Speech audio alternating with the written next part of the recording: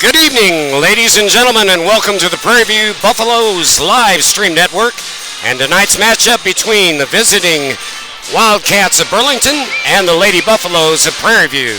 I'm Cameron Johnston, here to give you the play-by-play, and alongside me, James McCarthy, to give you tonight's color analysis.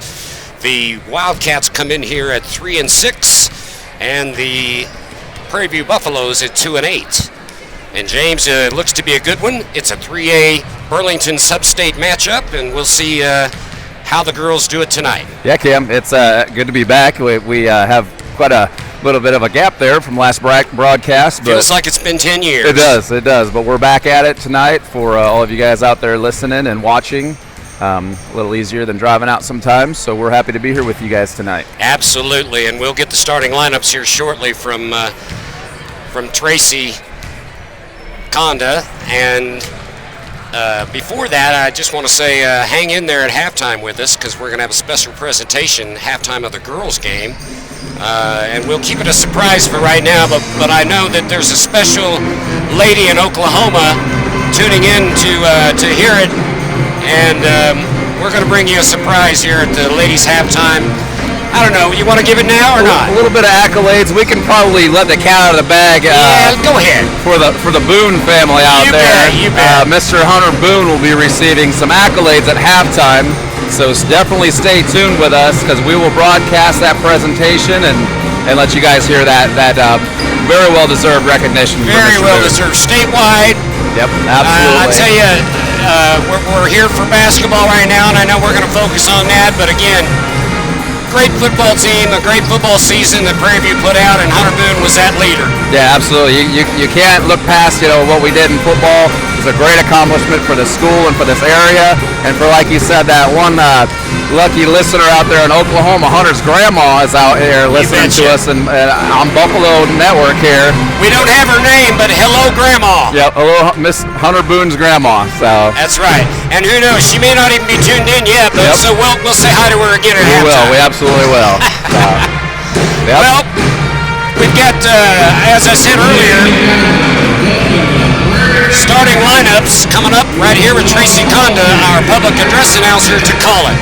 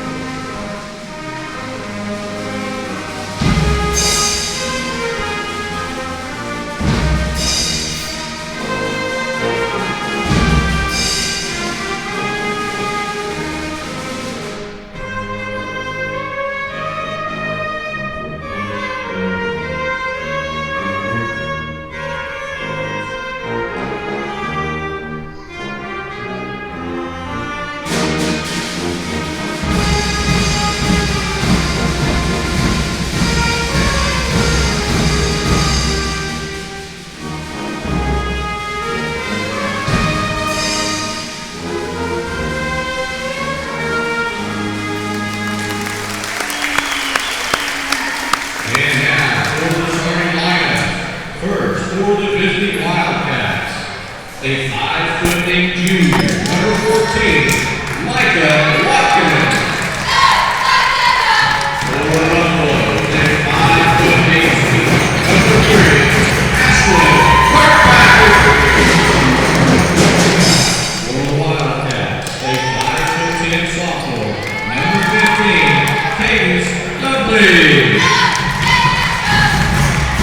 Buffalo, a 5'15"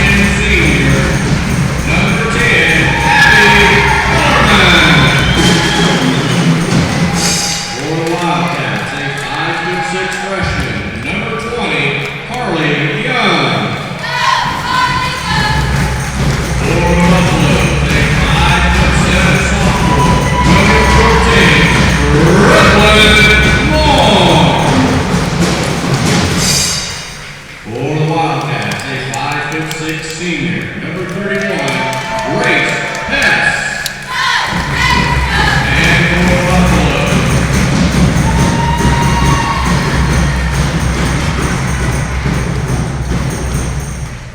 And for the Buffalo, a 5'3" freshman, number 30, Abby Kirkpatrick.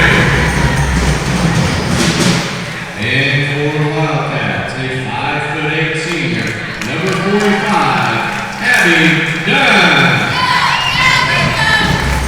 And for the Buffaloes, a 5'1" sophomore, number 31, Braxton Stanbrook. The Wildcats are coached by Doug Stewart, Julie Nelson, and Morgan South. The Buffaloes are coached by Jess May, Brittany Newman, and Tyler Smith. And our officials for tonight are Ron Michael, Kevin Dickerson, and Greg Rosen. And there's your starting lineups for tonight's Lady Wildcats from Burlington, visiting us here at Prairie View High School and taking on the Lady Buffaloes of Prairie View. Yeah, so Cameron, for the Lady Buffaloes, a little bit of change in the lineup. Abby Kirkpatrick, freshman, 5'3", freshman number 30, is starting for Coach May this evening. You got your regulars, Ashlyn Kirkpatrick, Abby Killerman, and Brooklyn Moore, along with Braxton Stainbrook. Those are the regulars. Again, Abby Kirkpatrick is going to get a start for Coach May tonight. And we've got Mila Watkins, Cadence DeBell, Harley Young, Grace Hess, and Abby Dunn starting for Burlington. Should be a good matchup here tonight. Should be. We're looking forward to it. Here's the jump. Kellerman and gets it. Controlled. Almost controlled, but on the line.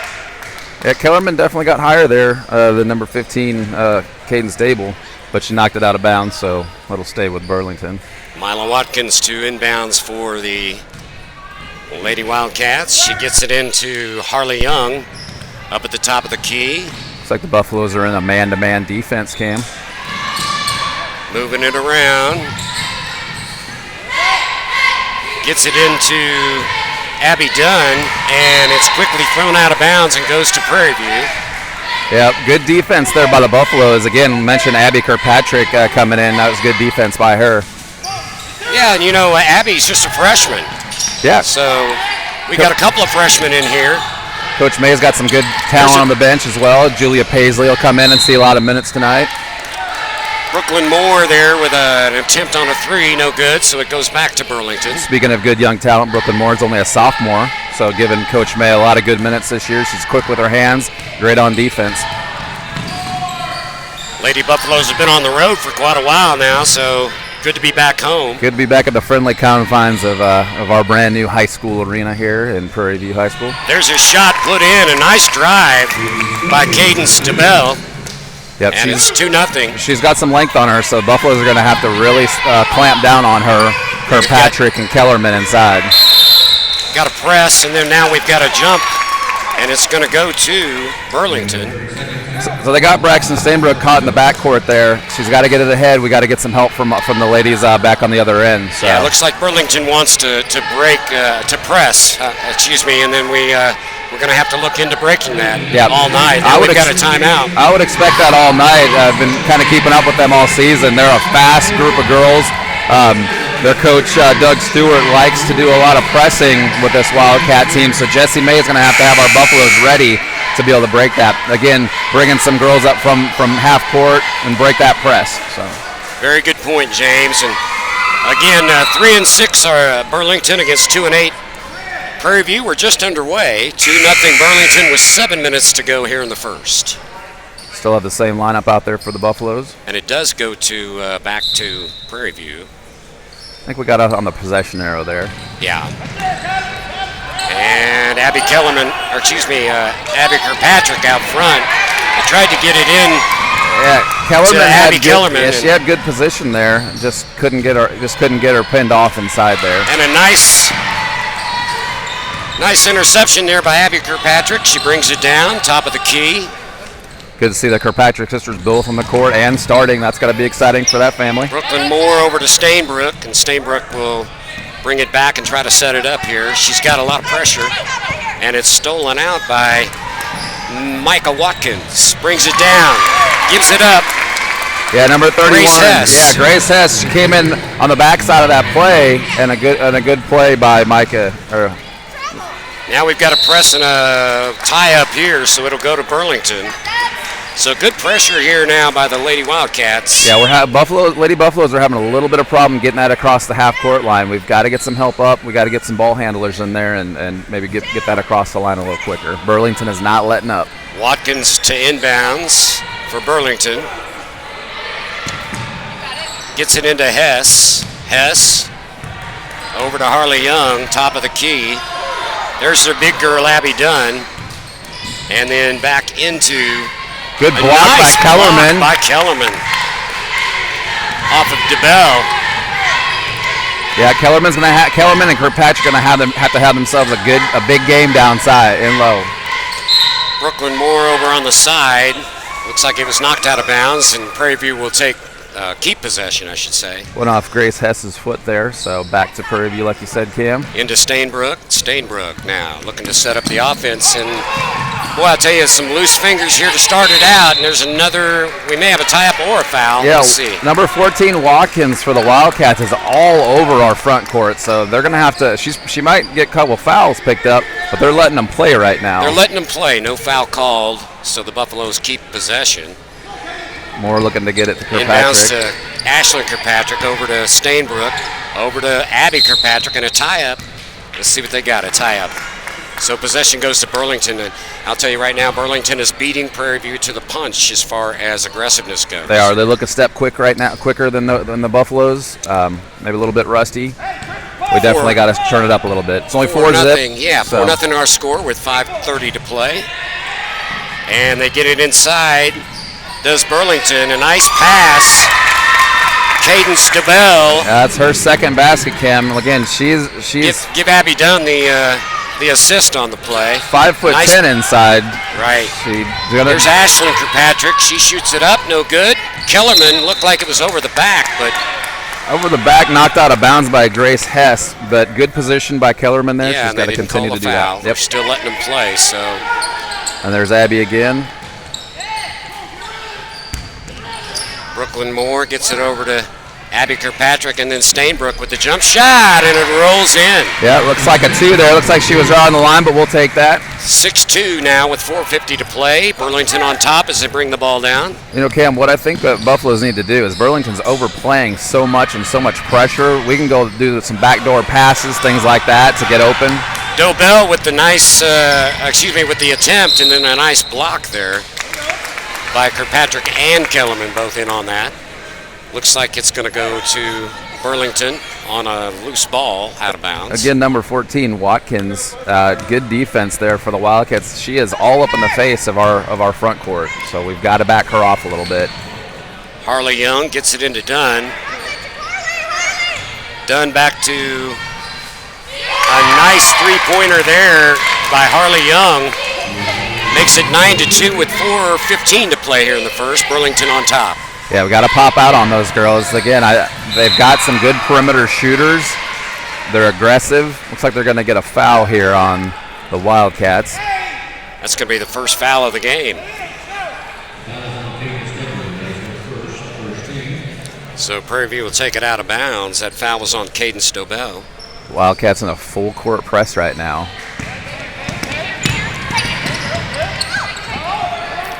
And there's a tie-up in front.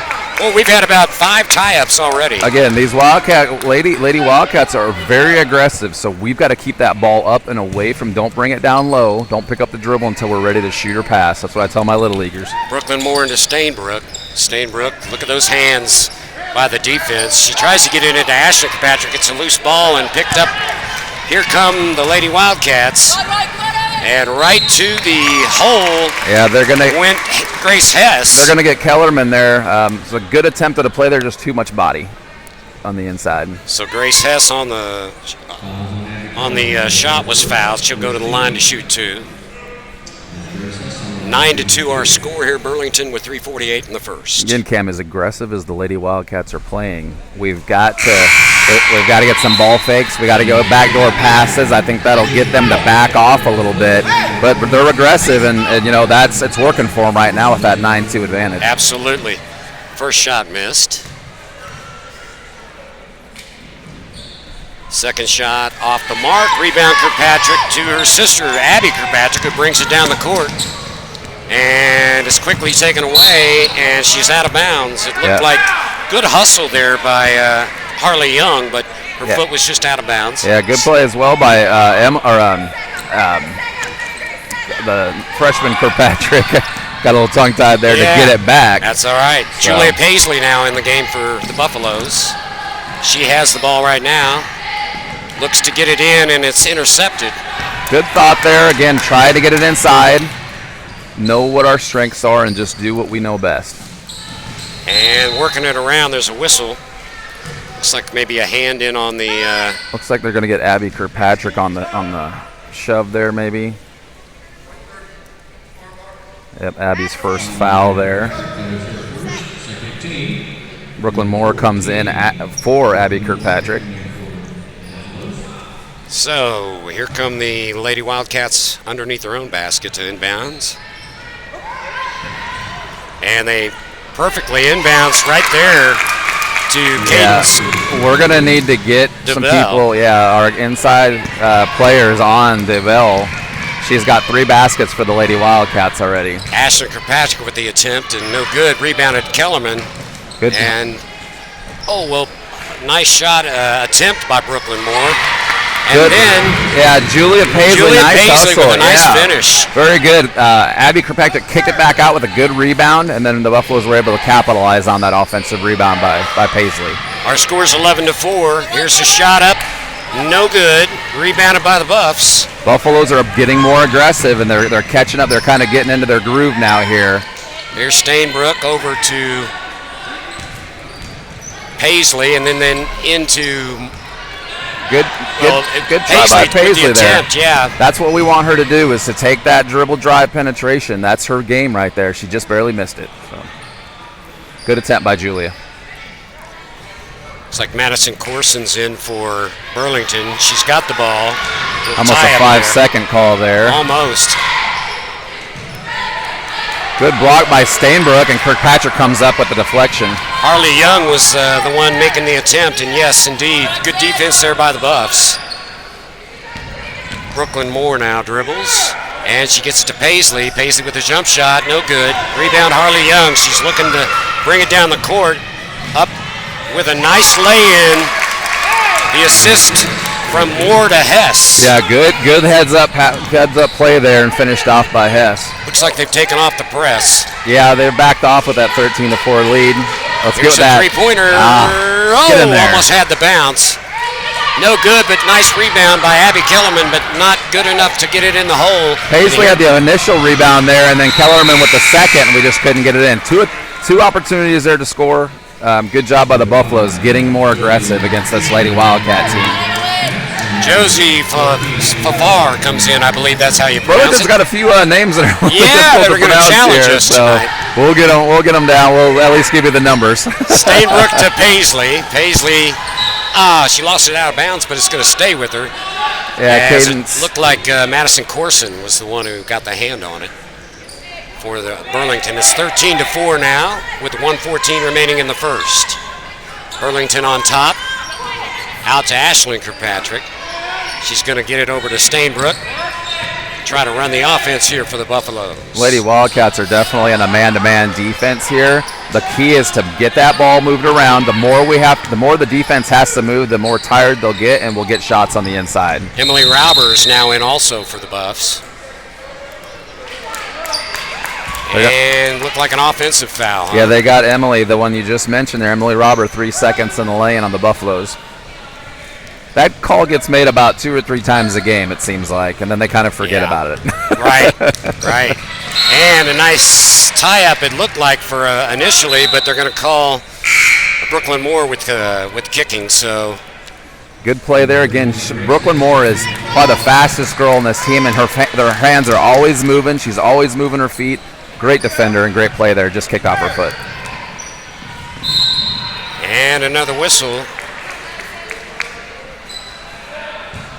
Harley Young tried to get it in, and there's a whistle, and they're going to call a foul on Emily Rauber again. Emily's active. She got it, picked up a foul there, and Here's Harley Young from way out. Robert gives Coach May some good minutes off the bench. Nice hustle by the Buffaloes, but retained by Burlington. Here's a three-point attempt, no good, but the rebound's right there. Yeah, backside rebounds, that's kind of killed. We've got 3 baskets that I can count. Backside rebound, and we have to box out. That was Madison Corson who put it in for Burlington, and here's Ashton Kirkpatrick with a shot, just off the mark. Rebound, and now we've got a whistle and a traveling on Robber, so Burlington will get the ball. 15-4, they're up with 15.9 to play here in the first. Good look by Kirkpatrick. That's her shot. She can hit that 10 to 15 footer just about every time. Just a little bit off on that one. There's Young trying to get it inside, but it's intercepted by Kirkpatrick. She gets it up to Brooklyn Moore, out to Stainbrook, and to Ashlyn, who tried to shot. And I guess it a goal ball. That's what the call was. That looks like a blatant foul on that three-point shot. Sure we should be shooting three baskets right now. Our score after one now, 15-4 Burlington, and I think the theme to this game is turnovers on the part of the Buffaloes forced by Burlington. Yeah, absolutely. Burlington came out. Lady Wildcats were very aggressive from the very beginning tip, which played in their favor. But when you look at fouls, it's Prairie 3-1, so it doesn't quite make sense how the Wildcats are the more aggressive team coming out, but we have more fouls. Things hopefully will even out a little bit. The Buffaloes did start to gain a little bit of a step there, kind of get into a little bit of rhythm in their offense. Well, and they did that after the press was taken off, and let's hope the press stays off. Yeah, absolutely. That's troublesome for any team, especially if you haven't worked on it a lot in practice, and you got to have your ball handlers in for that kind of thing. So here we go, about to start the second quarter. 15-4 is our score. Burlington, Cameron Johnson, James McCarthy, right here alongside here at Prairie View Gymnasium. Don't forget again, at halftime of this game, Mr. Hunter Boone is going to receive some accolades, and his grandma is out there watching in Oklahoma tonight. So hello, Grandma Boone. Hello, Grandma Boone. You sure spawned a great football player right there, I'll tell you that. Absolutely. It's a fun season for those Buffaloes. And here we go, Burlington. It's Harley Young with the three-pointer, no good. Yeah, we got to box out down low. Rebound, Burlington. Good defense there by Moore. Caden Stabell up with the shot. She's fouled. They're going to get her for double dribble there, Cam. So okay, it turns over back to the Buffaloes. Very good. So we've got the full court press coming on. Again, Stainbrook with the ball. There we go. That's how you break it. Brooklyn Moore over to Ashton Kirkpatrick. Back to Moore. Over to Stainbrook. Looking for Kellerman, double teamed inside, but there's Kirkpatrick by herself. Oh, just off the mark. Yeah, they saw her just a split second too late, Cam, and that allowed the defense to adjust down. Yeah, they were doubling. Here comes a shot, no good. They were doubling Kellerman down on the other side of the... Doubling Kellerman, so I always tell my little leaguers, if somebody's double teamed, somebody is open. And yes. Kirkpatrick was on the opposite block. Yep, absolutely. And here comes another Kirkpatrick, Abby Kirkpatrick. They got Brooklyn Moore on the foul there, so she'll take a seat, and it looks like Abby, like you said, freshman coming in off the bench.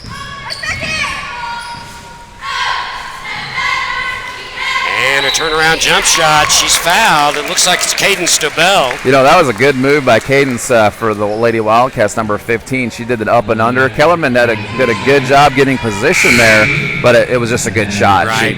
And it was a foul indeed, but good aggression. Yep. We need to be more aggressive, obviously, and 17-4 deficit for the Buffaloes. Riley Boone comes in for Kellerman now with those two fouls. Riley Boone off the bench. She's a 5'3" sophomore, or a 5'3" sophomore off the bench. Extra free throw is good. Here comes the press, and Abby Kirkpatrick there gets it up to Moore. That press is just, I don't know. And that was Paisley, not Moore. That press is suffocating. That's the word I was looking for. They are all over the Lady Buffaloes. I think some a little bit too much. Yeah. There's a lot of pushing and shoving out there. Look at that pressure, though, by Burlington. It forced Prairie View to call a timeout here. 18-4 is our score with 6:59 to play here in the second. Yeah. So, again, Cam, we're down 14. Like I said, the Lady Buffaloes kind of got into a rhythm there now. They've kind of gotten back out of that. That I think, that like you said, when that press is off, it seems like we get more in rhythm, which is probably exactly what Coach Doug Stewart wants, to throw us off rhythm. Right. Once that press is back on, it seems like we're a little discombobulated out there. May have to be a halftime adjustment in order to break that press by Jesse May, the head coach for the Buffaloes. Yeah, be ready for it at any time, and if they don't have it, then obviously that's easier, but we've got to be able to get that ball across half court. It's hard to believe that these Lady Wildcats are 3-6. I believe they're 3-7 is what their coach is saying. Okay. K-Preps wasn't quite updated yet, but again, 3-6 for this is a pretty good little basketball team. I'm surprised at the record that they have. Yeah, I am as well. The Buffaloes are 2-8, and they're both in the 3A same Burlington sub-state. Yep. So Paisley to inbounds to Kirkpatrick, Abby Kirkpatrick. At the top of the key, gets it back to Paisley. Paisley to Boone. Riley Boone gets it into Ashton Kirkpatrick. Fade away, in and out. Good rebound by Robber. And then a nice job by Julia Paisley to put it back in. 18-6 now. Well, chip away at this lead with more out. Paisley's at the top, at the front of that defense. Looks like the Buffaloes have dropped back to a 2-3 zone here, Cam. Try to clog up the lane for 15. Right. Cadence Dauble has got 4 baskets already down there, so I'm sure that zone is to combat that a little bit. And here's a three-pointer. Get in there. Oh, in and out. That's Good. 4 baskets that have been in and out for the Buffaloes tonight. Here comes Burlington down quickly. Young over. Young's got it again at the top of the key. Gets it into Dobell. Dobell. Over to Hess, and then a three-pointer, no good by Watkins. There we go. Kirkpatrick's got a breakaway all by herself. No good. And we've got a whistle. We got to get those breakaway points right there. Yeah, that's a layup that should have been in, but I tell you. Back to the Lady Buffaloes, back down into that zone. Again, it forces number 15, Cadence Dauble, to, she's got contested shots down there. What it's going to do is make the Lady Wildcats have to shoot better from the outside. Right. And so we'll see if that's one of their strengths as well. It's not in Jesse May's nature to full court press, but you kind of sometimes wonder, we're down 18-6. Might not be a bad idea to turn up the heat a little bit. Looks like we've got the players to do it. That's for sure. We do. In 14, number 14, Watkins, they loose ball picked up by Abby Kirkpatrick. Good play there by Allison Loomis, fresh into the game, number 25. Another younger player, junior, 5'9". Allison Loomis is in. She is fouled on the shots. So Allison's going to go to the line to shoot 2. Good job by Allison there coming in off the bench. Sometimes it's hard to come in off the bench and be aggressive, but she got in there, made a good defensive stop, and then come back on the other end and try to make a shot. That is Cadence DeBell's second foul.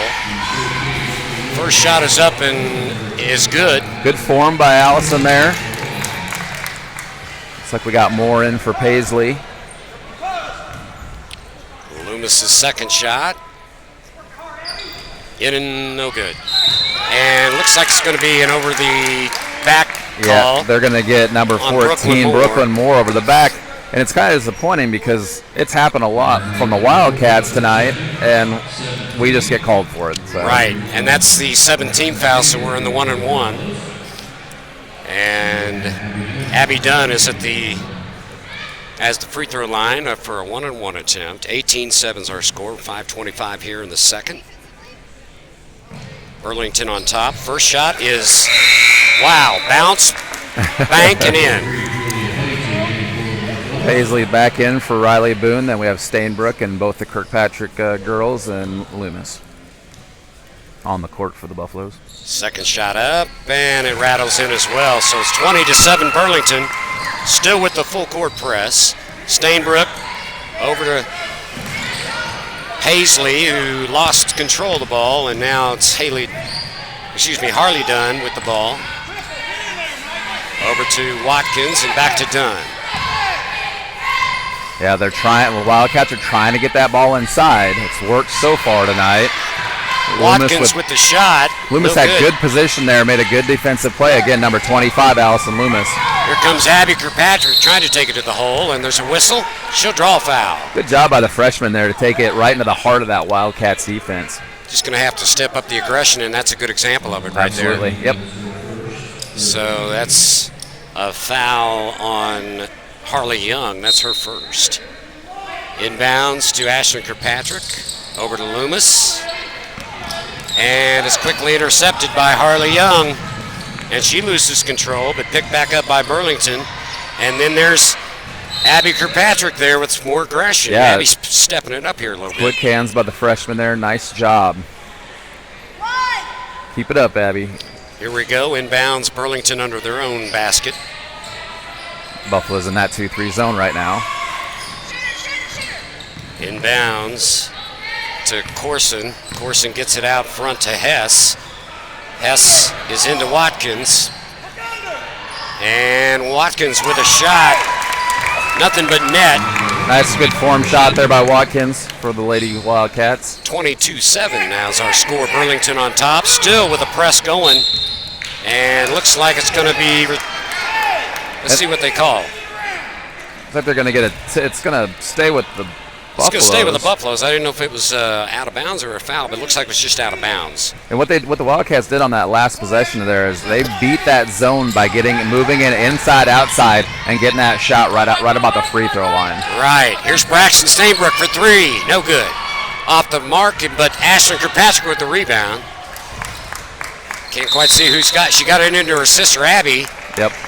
And they're going to call a jump ball. Ashlyn's got several rebounds tonight. Great position. We can go right back up with those. That'd benefit us. Like I tell my little leaguers, don't dribble away from the basket. Just go straight back up. Right. Looks like the Lady Buffaloes got the picket fence here. I love that play. Yeah, I do too. And that was a great pass from Julia Paisley into Ashlyn Kirkpatrick for two. Nice job, Buffaloes. Good inbounds play. Here come Burlington now, looking to run their offense, and Harley Young seems to be the quarterback of the team. Yep, they're going to try to penetrate this zone right there. Watkins to Young. Look at that. Three-pointer. I kind of saw that coming, Cam. They got it inside, and the Buffaloes collapsed on her, which brought them down away from number 20, Harley Young, and then gave her that wide-open three-pointer. And a whistle on the full-court press. It looks like it's out of bounds on the Buffaloes, so... We go right that pressure back. continues to haunt the Buffaloes right now here in the first half. I don't understand the full court press when you're up 25-9. It just doesn't make a lot of sense. We've got a whistle. They're going to call that a kick, but it went off her knee, so I'm not.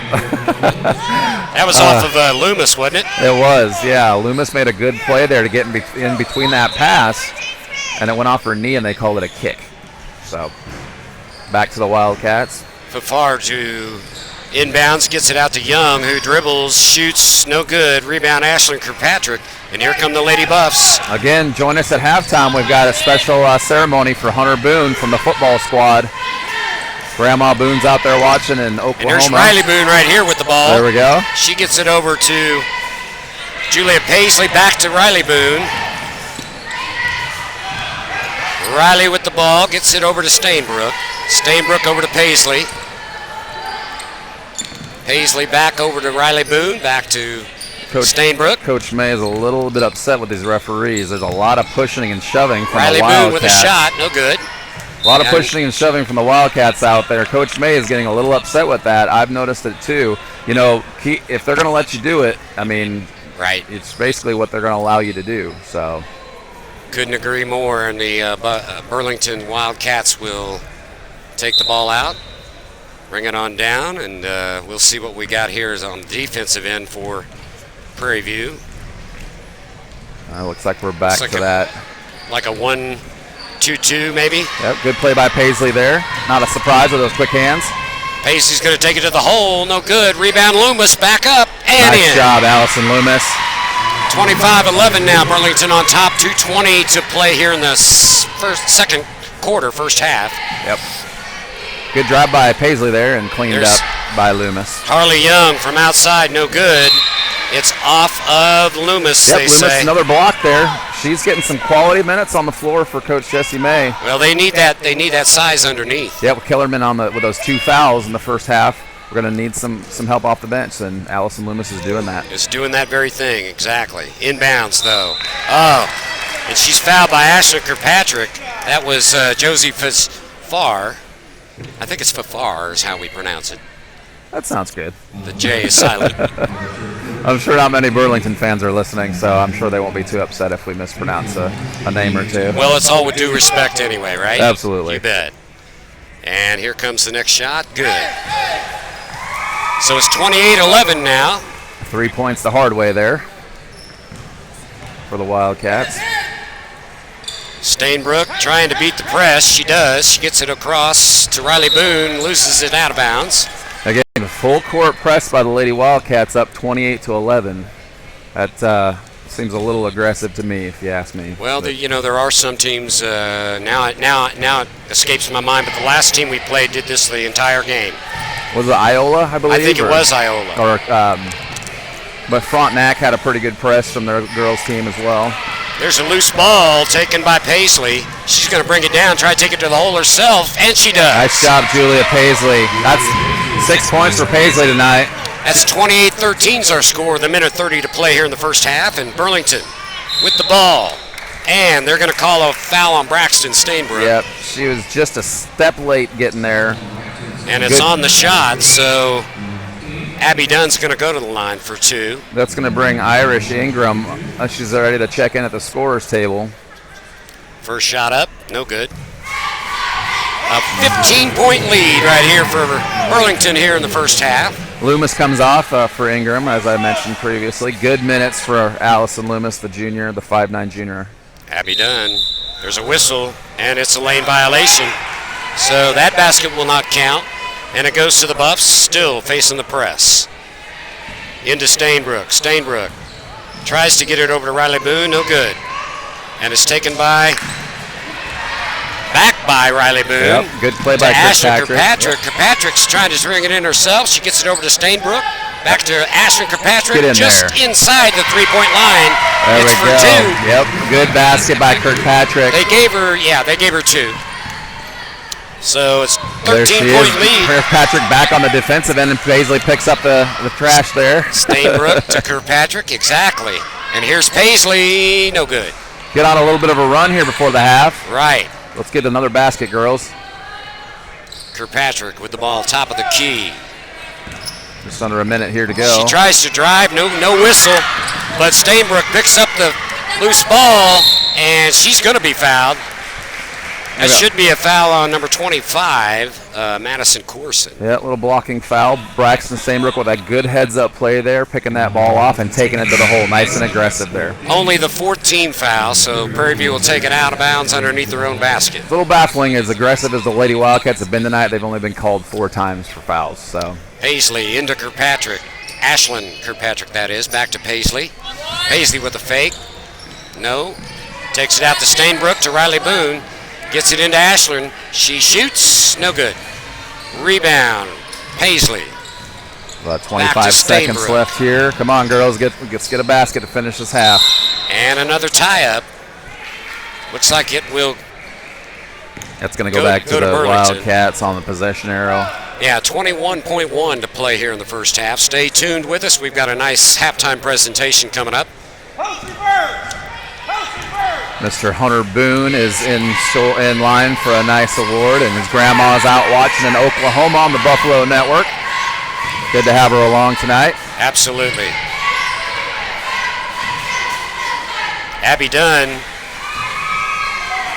Wildcats got away with an over the back there. Yeah, they did. Get in there. And not enough time to get it down, but we're at halftime. Our score is just a 13-point deficit, actually. Good little flurry there by the Lady Buffaloes. They were almost down 20, so now we're down 13. So you're right, a good little flurry there. 28-15 is our score, and we're going to have a halftime presentation coming up soon. Yeah, halftime presentation. The men are going to come out and warm up. So we're going to stay right here with you for that halftime presentation. Absolutely. So Cam,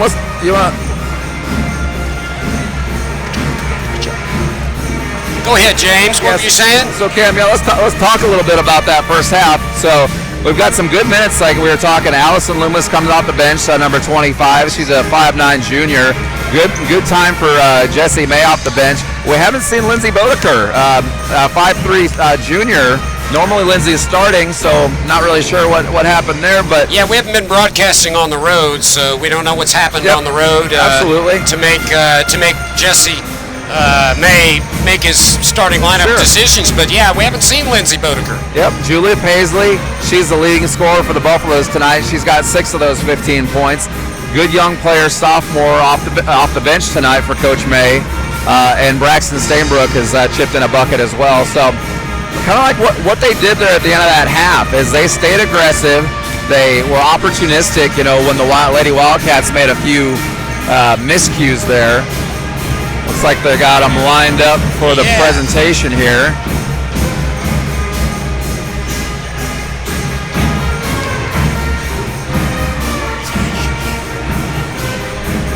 So again, we've got a nice presentation coming up here. A very, very well-earned award.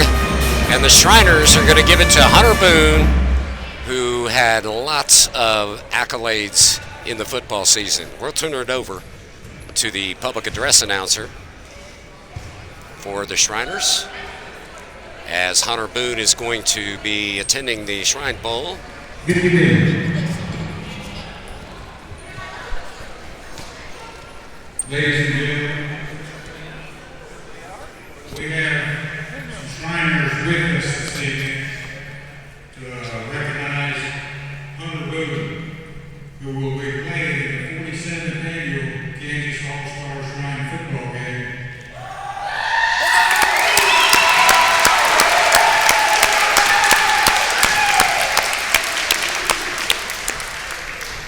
We'll be playing at Topeka, Kansas, University on July the 18th. The Shrine Bowl selection was a result of the legal voting of coaches voting. That's how Hunter got chosen to play. The Shriners have no input on who plays in the game. The Shrine Bowl invitation is going to bring great recognition and honor to Hunter, his teammates, his coach, the school, and his community. All proceeds of the Shrine Bowl and its events go to help Shriners hospitals. We have 22 Shrine hospitals in North America.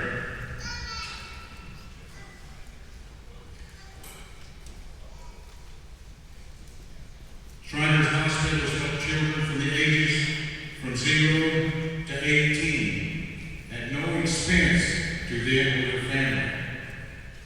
So what Hunter's going to be paying for on the 18th is going to help any child go to the hospital at no expense. It's not going to cost them anything. The Shriners will provide everything the child needs.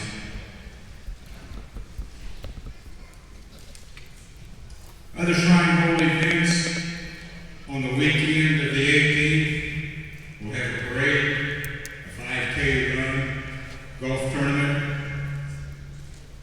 We'll have an all-state marching band and all-state cheer team. And anyone is welcome to go in, and we invite everyone to go to watch Hunter play.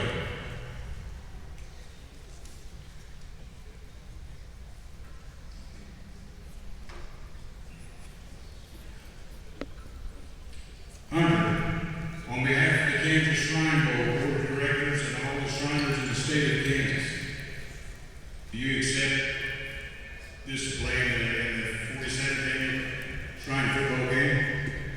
Do.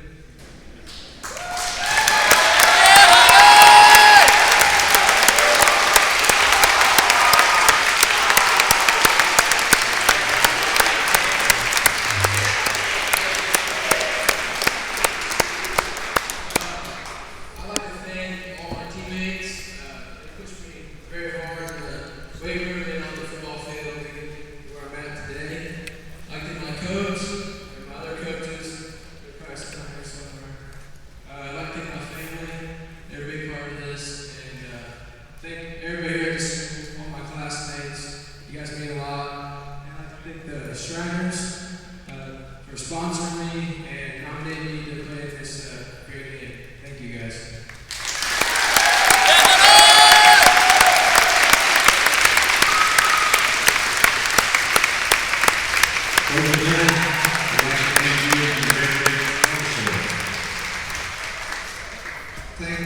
Hunter, congratulations on this amazing accomplishment. Even though it is an individual award, I know you'd be the first one to say that you couldn't have done any of this without a lot of those guys over there and all your teammates out in the stands. So, I guess this is just one more opportunity for me to tell you that I love you.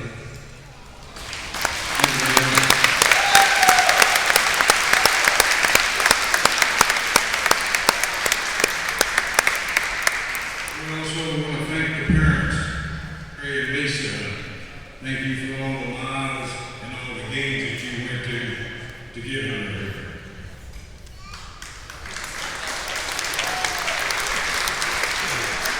I just want to reiterate a little bit about what Coach said. There's a lot of people involved in this. Hunter started playing when he was in second grade. Put in a lot of work. There's been a lot of people involved in it. It's not just him. It's everybody up there in the stands. It's these teammates over here. It's the guys that played against. The good thing is good. So it's a lot of hard work and a lot of people involved. It's not just him. He's going to go play for everybody. And I love him too. Thank you.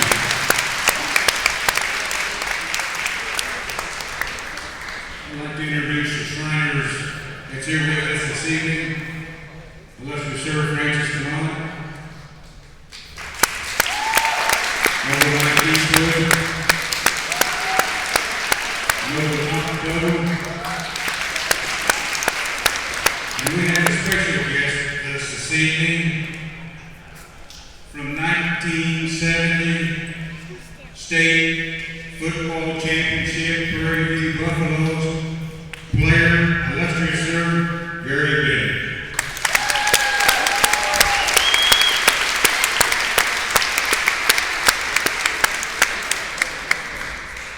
Thank you very much for allowing us this time this evening, and hopefully we'll see all of you in the peak on July 18th. Thank you again. Louise.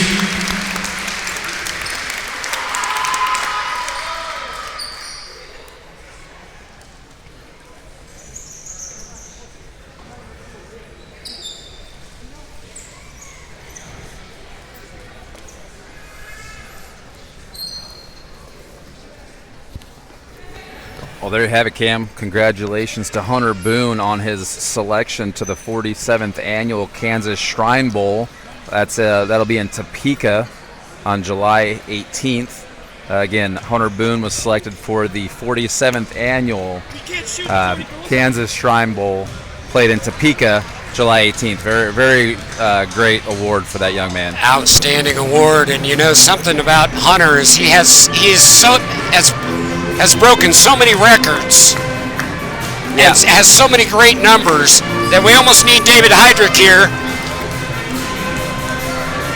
We almost need David Heydrich here to tell us all the numbers.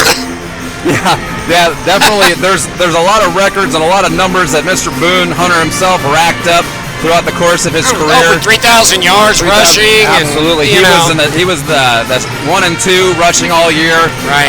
With the great back from Prairie Lecompton as well. They were going neck and neck through the whole season. So a lot of great awards, a lot of great accomplishments for Hunter. And again, he'll like Coach told us, the first one to admit that it's a team game and that none of that would have been possible without his teammates around him is Hunter himself. Well, he's a very humble kid. You can see his parents out there love him very much.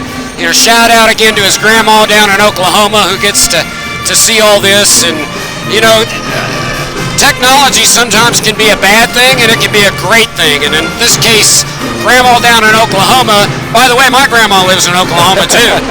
So a lot of good representation. I'll tell you what, down in Oklahoma. You bet. And what a pleasure and an honor to have called Hunter Boone's games this year and to be here tonight. Again, July 18th in Topeka, the Shrine Bowl, the 47th Shrine Bowl.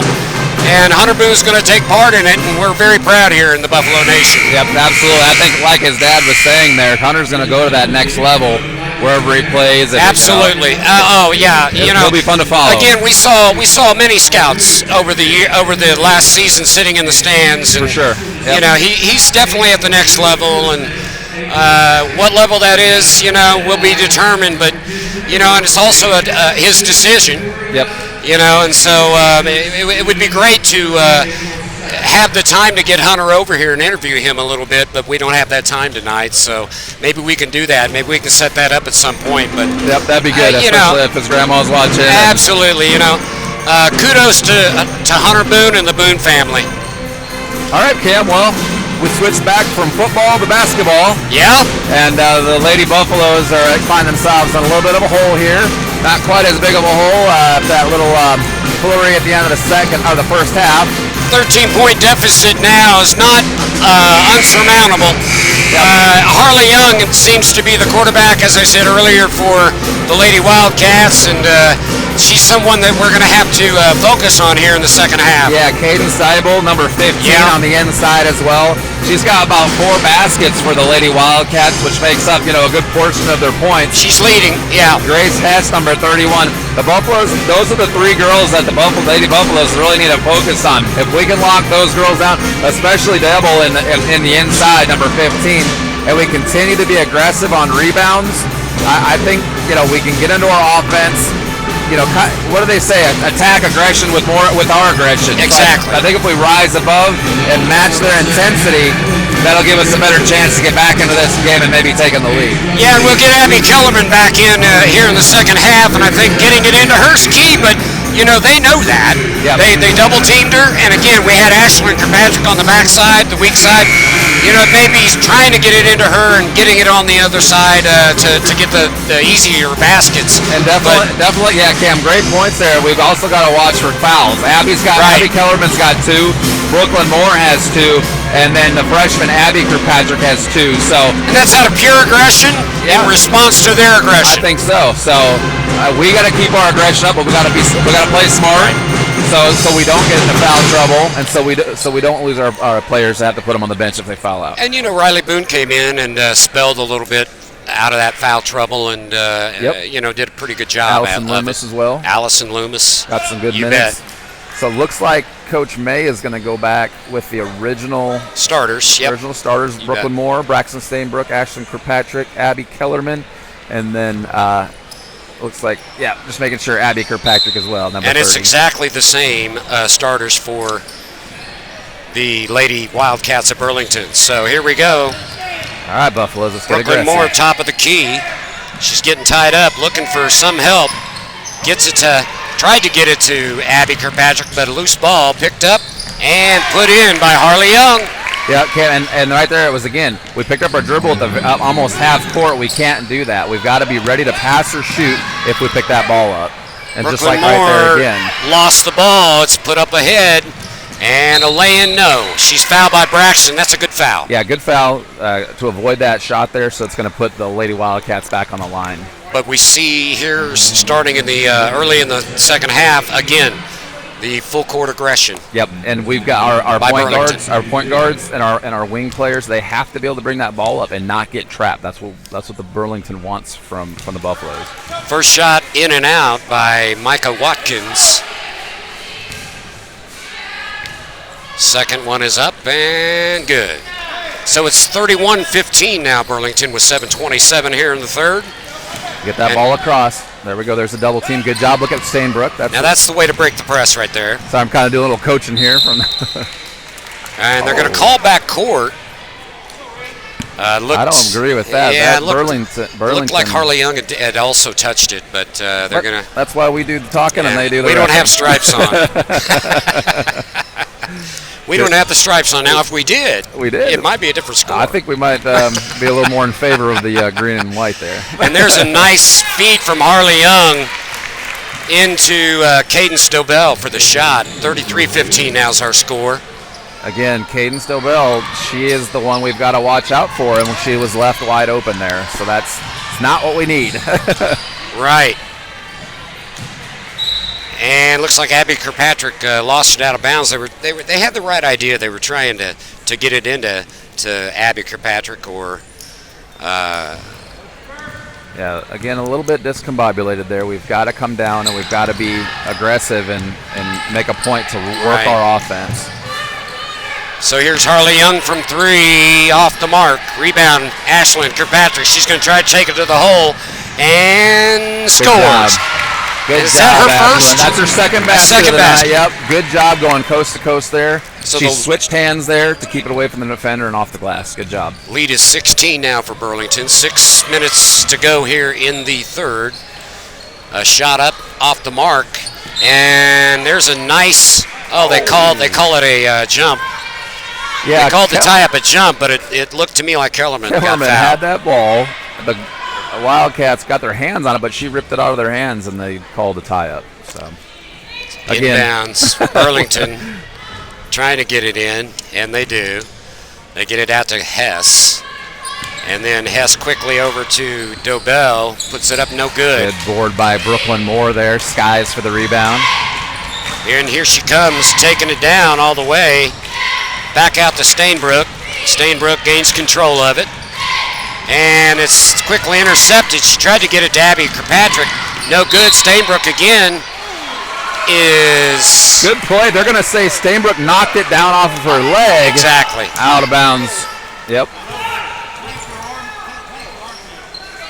So it's going to stay with the Lady Buffs. Good Abby play by Kirkpatrick. Braxton there. Again, she great play to knock that off of the Wildcats. Stainbrook down to Kellerman, into Kirkpatrick. That's how it needs to be done, just off the mark. But there's the big girls, and what are we going to call it? We're going to call it on Ashlyn Kirkpatrick, I guess. Yeah, I don't know what happened there. She was working for the ball inside, got the rebound, and then all of a sudden the whistle came. So. Well, we had the right idea. We got Abby Kellerman down there and Ashlyn Kirkpatrick, our two big girls, trying to get in, and just didn't fall for them. Yep. But, another foul called on the Buffaloes. Looks like the Buffaloes are back in a man-to-man defense. There's Harley now. Young for another 3, in and out.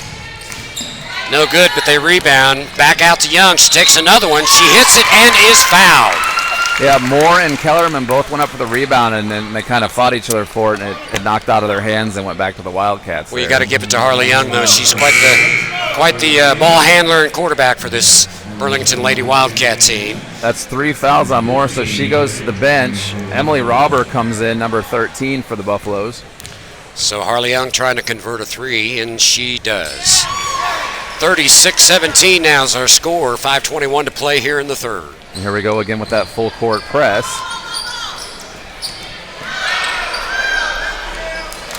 Wrong basket. All right, looks like they're going to... That's all right, Emily. That's okay. That's happened probably 1,000 times. Oh, yeah, absolutely. All right, so we'll get back to the action here. And Buffaloes lose it out of bounds. I'll tell you, this pressure's relentless. It is, and it makes you kind of out of sorts. Out of Obviously, sorts. you saw there that little Yep. bit of confusion there by Right. the Buffaloes. So. Yep. And here comes Harley down with the ball. Harley Young for Burlington. And a nice feed. But Ashlyn Kirkpatrick was there. They're going to get her for the foul.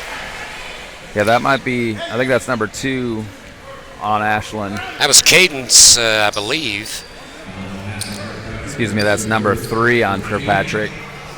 Again, we're talking about that foul trouble that I was worried about with several of our key players with 2 fouls in the first half. So DeBell with the shot. First one up and good. Yeah, Cadence Dobell, pretty good little player. She's got a lot of their points tonight, several buckets. I wouldn't be surprised. She's only a sophomore. I wouldn't be surprised by the time her career's over at Burlington. She plays at the next level. Next shot up, no good, in and out. And there's a fight for the rebound, and the call is? The referee threw his hands up and We're going to keep over. it with Burlington, looks like. Yeah, I think you're right there, Cam. 39-17 is our score. Burlington on top, 4:45 to play here in the third. Inbounds, up, and a nice block. Emily Robber there gets the block. Good defensive play. And it's knocked out of bounds. It's going to stay with the Buffaloes, but good defense by Cadence DeBell. Yep. Buffalo's On trying Abby to get it up the court. Kirkpatrick. Didn't get stopped in the trap, so that's good. We're doing the things we needed to get that ball down the court. Paisley will bring the ball inbounds. Paisley, Robber, Kirkpatrick, the younger Kirkpatrick, Stainbrook, and Kellerman are in. And there's a nice feed And to Kellerman. just on cue, Abby Kellerman with her first bucket of the night. A nice assist to Paisley from an out-of-bounds pass. Yep, good job there, Buffaloes. And quickly, Burlington has the ball down. And Paisley again trying to put the pressure on. You got to give it to the Buffaloes. They're not giving up. Yep, playing aggressive.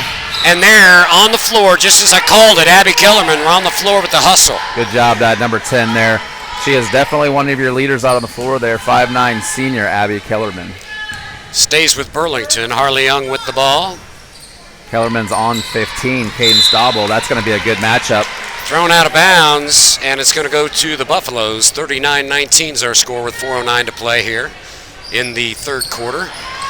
Full court press still, and they'll keep it with the Buffaloes. It went out of bounds. Interesting on their full court press, they've got their big player, Caden Stauble, at the front of their press. You don't normally see that. She's their inside post player, but she's definitely obviously one of their more athletic if she's at the front of that press. Right, they've got their 5'8" gal, Madison Corson, who's kind of playing the safety if you were playing football right now on this full court press. So it looks like they're going to get a foul. The referees are conferring right now. White ball. They're going to get Caden Stauble with a foul there. Again, I'm not really sure what happened there. It's just the first team foul of the half for Burlington. Here comes Prairie View, and there's Abby Kellerman off the mark. Tried to get her own rebound. She ties it up. Nice hustle by Abby Kellerman. Great. Yeah, what's going to stay with the Buffaloes with the possession arrow there. Kellerman is getting very aggressive inside there. That's exactly what we need to combat the Lady Wildcats' aggressive-ness. Well, Kellerman was in foul trouble, but now with the score the way it is, she has nothing to lose. Yep, absolutely. You've seen her on the floor. You've seen her, in the second half, and got to give it up to her. So. Important note here, Caden Stauble, their leading scorer for the Wildcats, just picked up foul number 3. Looks like Stainbrook traveled on that call. Going to go back to the Wildcats, but again, that's her third foul. She's their leading scorer, so maybe we can get back into this thing. Watkins comes in for Hess for Burlington. And again, no press from the Buffaloes. And at this point, with all the fouls we have, I'm not sure that would be a good idea at this point, but it's got to do something to get back in it. Absolutely. Here's a pass from Young inside, but now we've got a whistle. Good play by Kellerman in there. She got that board and then was fouled by the Wildcats there. I think it was on Madison Corson. Yep. It's her second foul. It's a second team foul. I like this. I like the aggressive by Kellerman. Hopefully the rest of the Buffaloes can pick up that aggressiveness Riley as well. Boone is in now, and she gets it up to Kellerman, tries to get it into Kirkpatrick. It's off the hands of the Wildcats. It'll stay with the Buffaloes. Good look there by Kellerman to try to get it to Kirkpatrick. Nice play by the Wildcats just to poke that ball out of bounds. Here we go with the inbound. Stainbrook for 3, no good. But there's Ashland with the rebound. Out to Boone.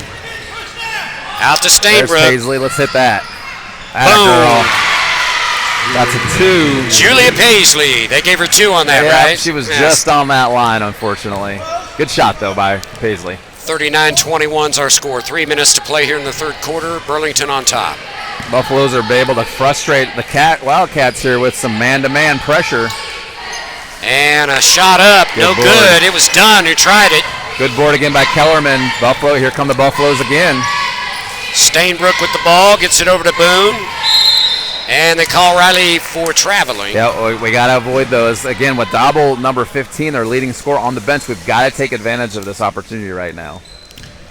And they'll take their sweet time. Harley Young now bringing the ball down. 39-21's our score. Running the offense, Harley Young. A dead ball here. Gets it in to Corson.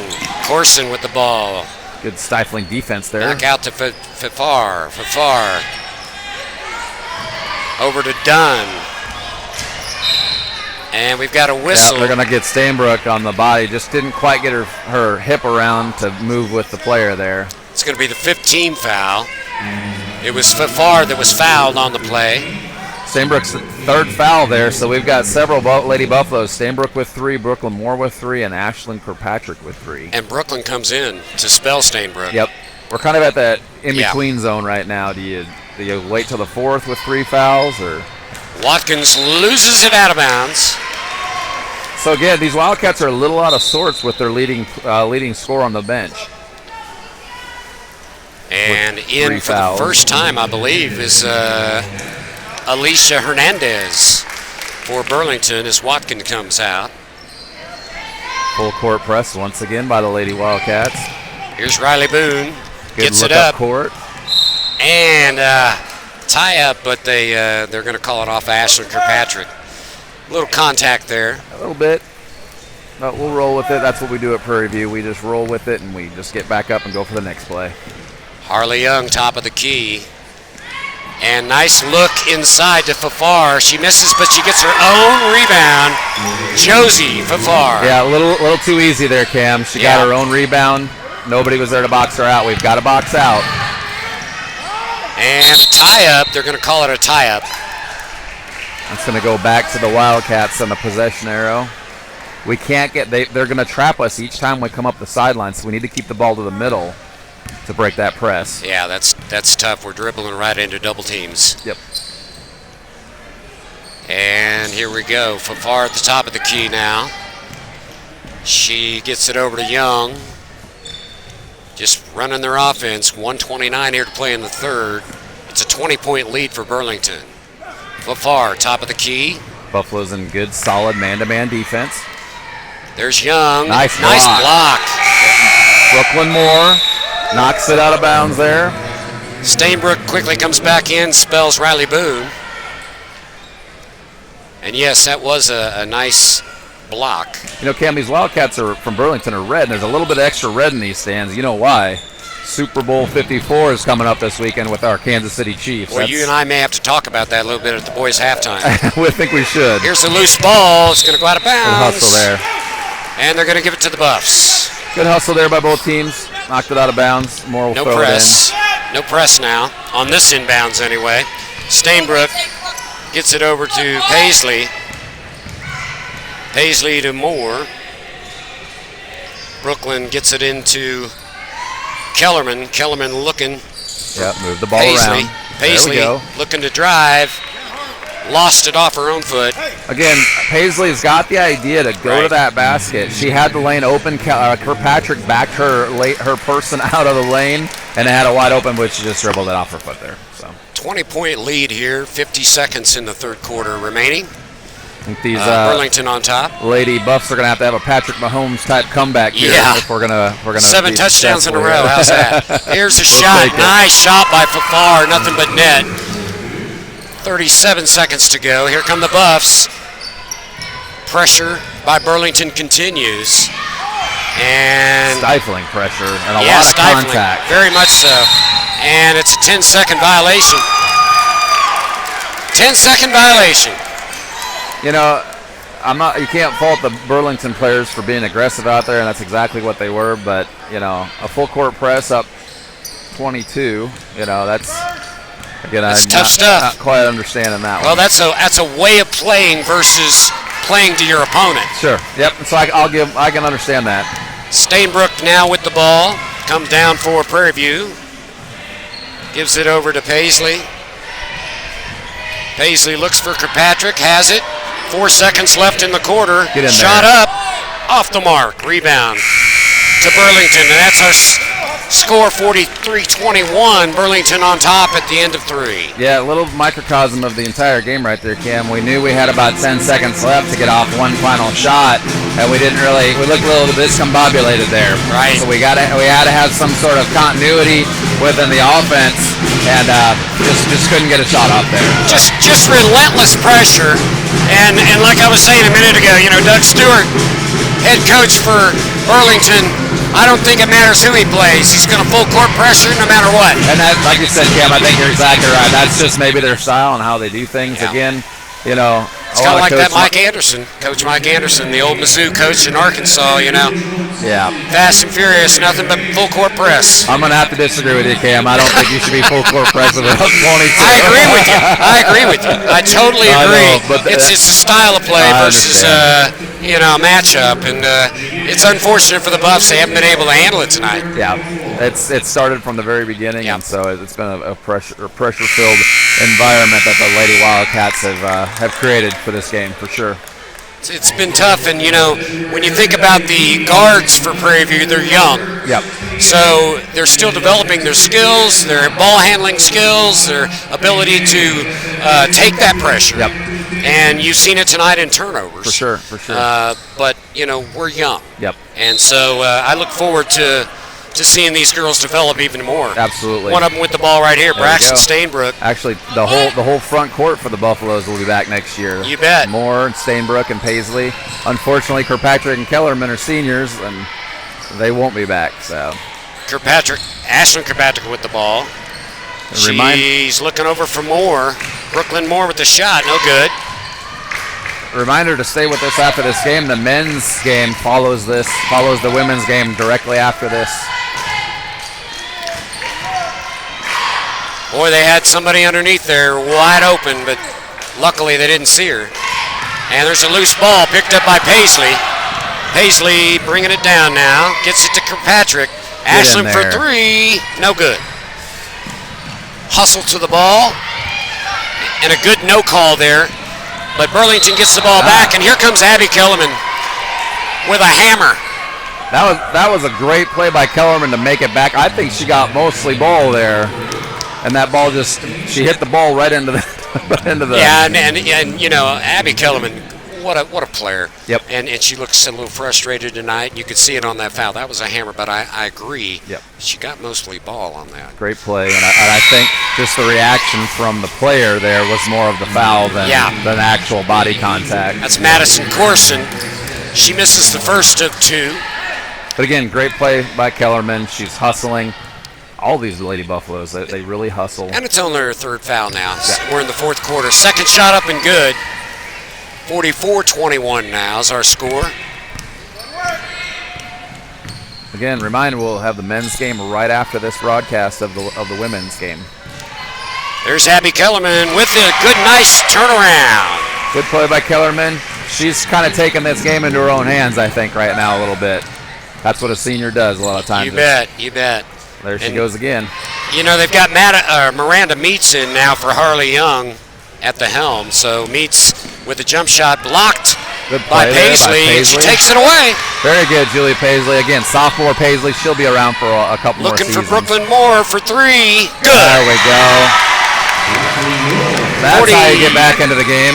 44-26 now our score. There's a little over 6 remaining in the game. A nice look to Meets, back out, moving the ball around. And Hernandez looks to get it inside. Good and Kellerman with the ball. Yeah, good play by Kirkpatrick there. Didn't give ground. Nice job, number 3. And Moore gets it over to Stainbrook. Over to Paisley, to Kirkpatrick. Ashlyn with the shot, no good. That's all right. Kirkpatrick, I was expecting a goal there because Kirkpatrick made a good play on defense, and then usually that's how it works. They go back on offense. Oh, it looked like it was out of bounds on Corson, but no.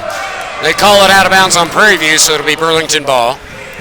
44-26 now is our score, 5:50 to play. The Herd definitely didn't like that call, but again, that's a tough job out there by those referees. Oh, yeah. We'll give them some credit. Absolutely. We'll cut them some slack. There's an overthrow, turnover by Burlington. So Prairie View gets the ball. Brooklyn Moore gets it into Stainbrook. And she'll bring the ball down, try to set it up for the Buffaloes. Back over to Moore. Looking for Abby Kellerman. No good, and they're going to get Abby. See, and Abby pulled her hands back to try to avoid that foul, but then... That's going to be number 4 on her. They're going to get Loomis in off the bench. And that puts the bonus for Burlington now. There'll be a 1-and-1. Yeah, it's going to be Madison Corson at the line. Loomis again comes in for Kellerman, who picked up her 4th foul there. Abby was really getting on a roll there offensively and defensively. Hopefully Loomis can come in and just pick up where she left off. Shot up, no good on the 1-and-1, but now we got a whistle. Didn't hit the rim. Lane violation or I don't think it hit the rim. It hit the okay. backboard. So. Gotcha. I had a ref in my way. Yeah. Here we go. They need to get us up a little higher, I think. Yeah, they do. And a turnover by the Buffaloes.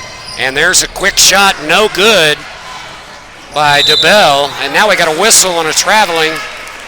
Stainbrook tried to get it out of there with 15 up at Cadence Dobble, right up in her grill, as they Yeah, say. Braxton's a little frustrated as well. Yep, I don't blame her. And now she's going to tie it up in a good way to vent her frustrations to get a tie up. Yep, good job again there, Now Stainbrook. Burlington's going to retain possession, but a good job by Stainbrook on the play. Here we go. Inbounds, no call.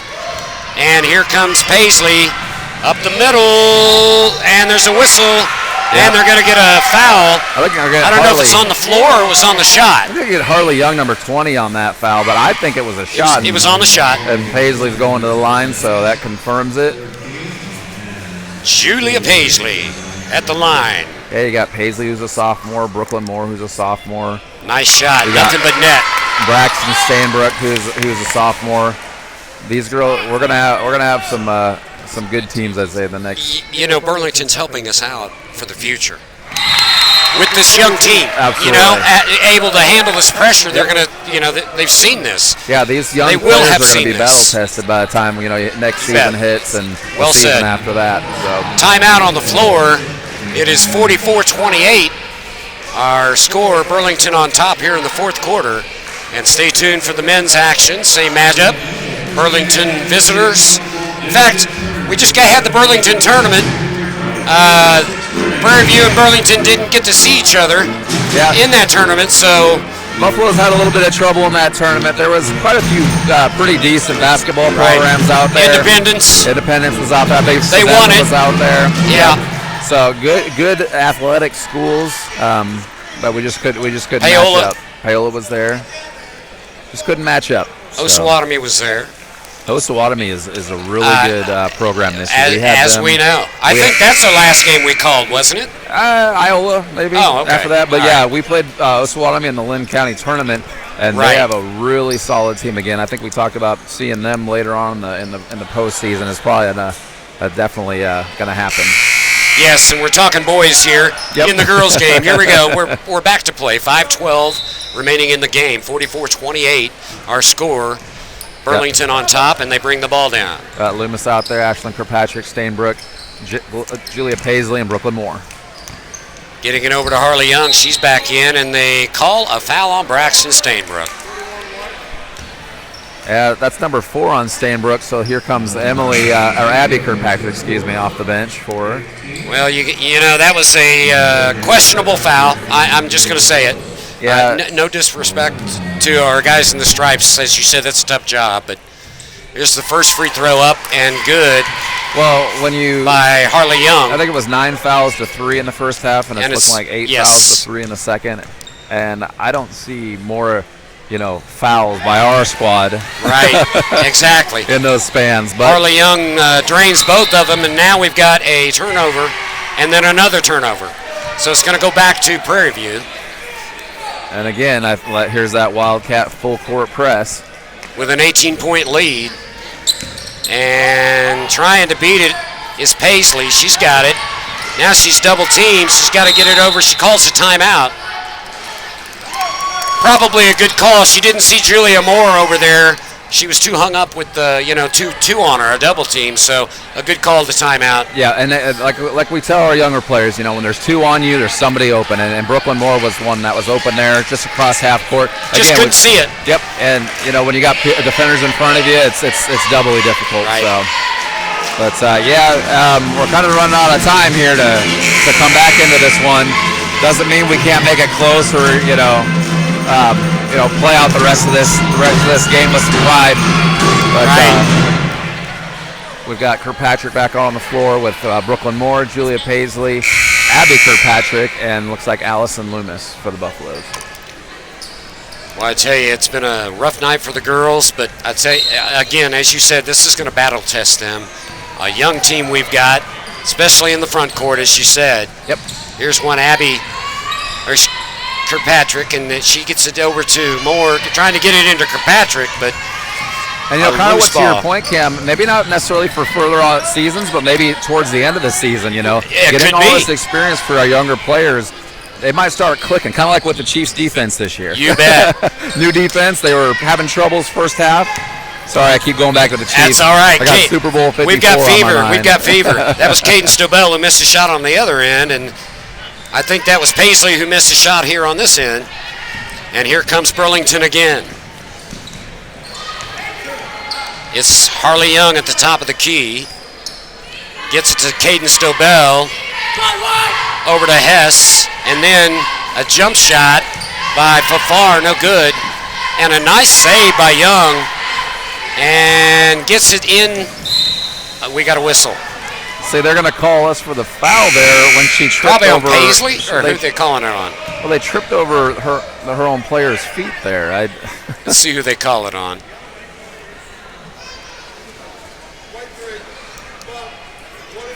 They're going to get Ashlyn Kirkpatrick. That's They're number gonna get Abby, 4. I believe, wasn't it? Oh, I think he said 3-0. Ah, yep. So that's number 4. Loomis and younger Kirkpatrick come out, and Abby Kellerman's back in, along with looks like Brooklyn Moore. and the free throw no good. Paisley with the ball. She gets it to Kellerman. Kellerman. That's how you break a press right there. Exactly. Nice shot, Abby Kellerman. You break the press, you stay in the middle of the court, and when people come to you, you dump it off to your open player. Nice tie-up by Paisley. Gets it to Young. Good defense here for the Buffaloes. Carly Whitworth now in for Burlington. Fafar with the ball. Gets it over to Young for 3. No good. There's Rebound, Braxton. Good And job. she is fouled. They're going to call a foul. They're going to call a foul on Carly Whitworth. Yep. So that's number 4 as far as fouls for the entire team in the second half. Wow. 46-30 our score. Just over 3 minutes to play here in the game. Burlington on top. Braxton gets tied up with Harley Young. They'll stay with the Buffaloes on the possession arrow. We can't pick up that dribble or bring that ball down low, and so definitely can't bring it down low, but can't pick up the ball until we're ready to pass or shoot. So More into Paisley. Paisley over to the right side. She will take it herself. No good, but there's Ashlyn Kirkpatrick, and they're going to call a jump. they're going to call a jump ball there. That was very dangerous to being number 5 for Ashlyn Kirkpatrick. We'll take the jump ball. We'll take the jump ball, and they can have the ball. Burlington now, Harley Young bringing it down for him. And a nice feed inside, but a miss. Couldn't quite convert there for Creighton's Dibble. That was Corson who she tried to get it into. Braxton Stainbrook now with the ball for the Buffs. Gets it over to Paisley. We're chipping away. We got a couple Paisley- of minutes here, Cam. It's only Paisley with a nice 16-point fake and a drive there draws the foul. Only a 16-point game. I mean, if we start knocking down some threes and making some defensive stops, it can make this thing interesting, that's for sure. Moore to inbounds. She gets it to Kellerman, There we who go. gets it Let's back hit to that. Moore. There's a 3, no Out, good. Just off the mark. And rebound, Fafar. Seems like when I say, hey, let's hit that, they seem to miss, so I'm just going to shut up when they put the ball up. Loose ball picked up by Young for Burlington. Looking for the inside gal. Good block by Kellerman. It was Whitworth they tried to get it into. And it's Dobell. Whitworth saves it. And Braxton gets it. She looks up court. Trying to find Paisley, but no good. And there Harley was Young an gets over it. the back on Kellerman there. They didn't call it, and she looked pretty upset. I probably looked upset too. There's a nice feed inside, and it's good. Carly Whitworth. A little bit of a scoring drought there for the Lady Wildcats. That was Madison Corson on the nice assist for Burlington. There goes Kellerman back to work inside. No good. And There's Kirkpatrick off the Kirkpatrick. glass. Ashlyn Kirkpatrick. Good job, girls. 48-32 now. Burlington leads a minute 20 to play here. This is where I'd turn up the full court press right now for the Buffaloes. Nothing to lose. Nothing to lose. There's a unforced turnover right there by Burlington, so Prairie will get the ball back. Got it back down to 16 here with a minute 16 left. We're going to see some of the starters coming out for Burlington now. Yep, definitely bringing some of their younger players off the bench. Without the press now. Here comes Stainbrook. Got to move with a little bit more urgency, girls. Let's get a couple good shots here. Kellerman inside, gets There it. we go. Abby Kellerman. Abby Kellerman's heating up. That's 4 baskets for her tonight. It's a 14-point lead now. And here comes Burlington. That's Shot off the no mark. good by Whitworth. Rebound Prairie View. Here comes Paisley down with the ball. She gets it to Kellerman. Shot no good. And rebound by Paisley. Good. Up and in. Suddenly it's a 12-point game. We're getting some what they call those garbage time points, Right. but we'll take them. 30 seconds to play. Burlington with the ball. You got to give it up for the Prairie View Buffaloes. Yep. No stop on the hustle. That's right. They are working hard. In and out, no good, and a nice block by Kellerman. Nice block. Kellerman's had about 4 blocks tonight. There's a nice play by Julia Paisley once again. Gets Quick to hands. Moore. Moore's going to take it all the way. Just off the mark. Rebound Kirkpatrick, and she's fouled, trying to put it back in. They'll give her 2, I think. Yeah, Buffaloes have it down to a 12-point game here. Kirkpatrick hits both these free throws and make it down to a 10-point game. A little bit, not quite enough time left. Respectable. Something to build on for Coach May. You know what? Well, I'll hold this thought. Ashton's first shot is up and no good. I got to give it to the Buffalo ladies. The hustle and the grit is there. Absolutely. Kirkpatrick with shot number 2 here. Up and no good. Rebound was Paisley. Good block by the Wildcats. And time's going to run out. And that's our final score, folks. 48-36 Burlington over our Lady Buffaloes. So they will go to 4-7 on the season. Will Burlington. Yep. And our Lady Buffaloes will go to 2-9. Yeah, hard-fought game there, especially at the end by the Buffaloes.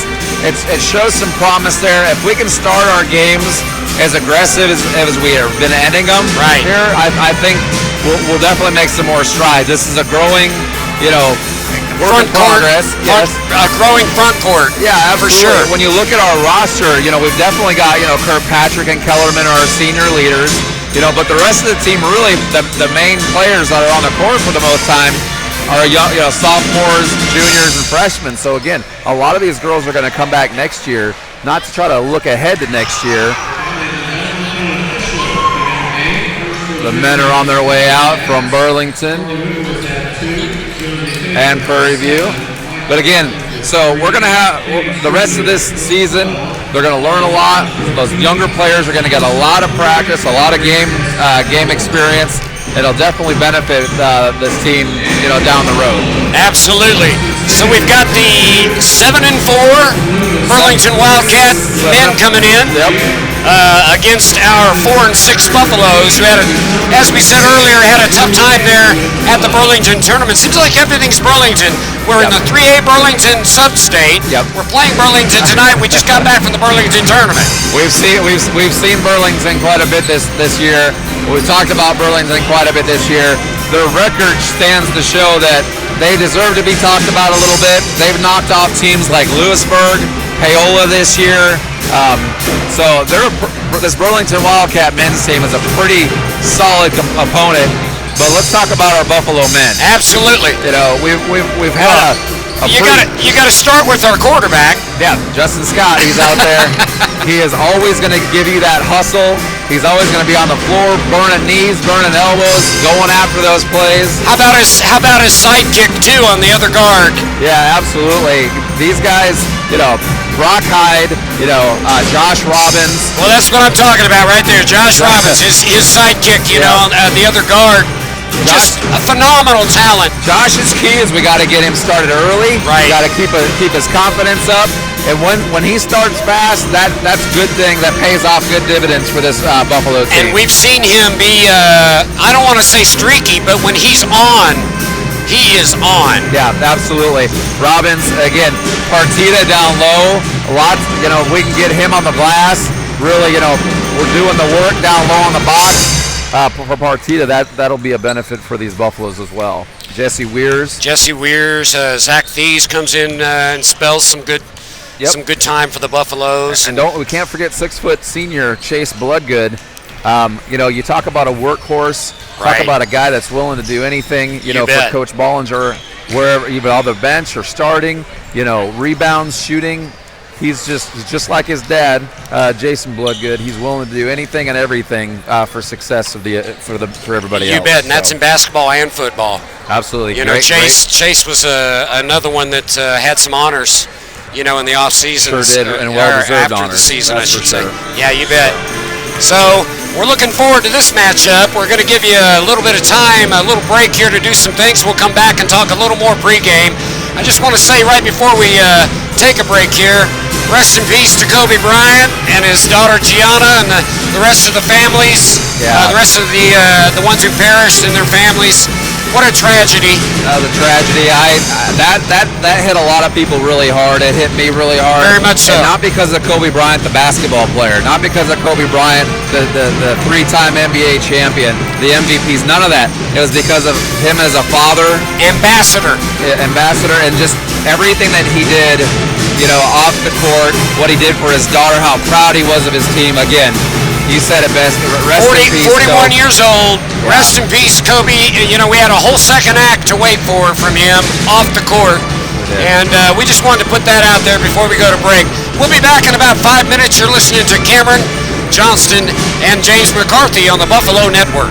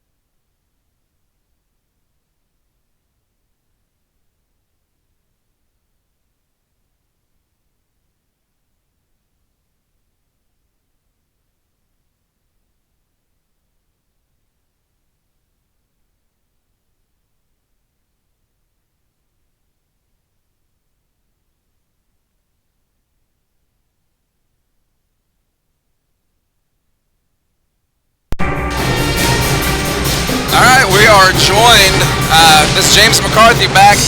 We are joined by Hunter Boone. He won an opportunity to play in the 47th annual Kansas Shrine Bowl out in Topeka, July 18th. Hunter, got a lot of people out there in Buffalo country supporting you. Congratulations on the honor, and just wanted to get you over here and get your thoughts so people could hear what you had to say on the broadcast here. Thank you. Yeah, it's a pretty big honor. I worked hard pretty much my whole sporting career. I've known people around that's been in this Shrine Bowl. It's a pretty big deal to me and all my family and my teammates. Yeah, absolutely. This community rallied around you and all your teammates for that amazing football run you guys had this year. Yeah. You guys made this area proud. You made your family proud. You know, it just couldn't say enough. It was really fun watching you guys do your thing. And just congratulations on a great season, all the records and accomplishments that you had on an individual basis. But like you said and your dad said, you'd be the first one to admit that could never happen without your teammates. So. Couldn't do it without any of them guys. So I just want to thank everybody that's watching and go East. Absolutely. Thanks, Hunter. Yep.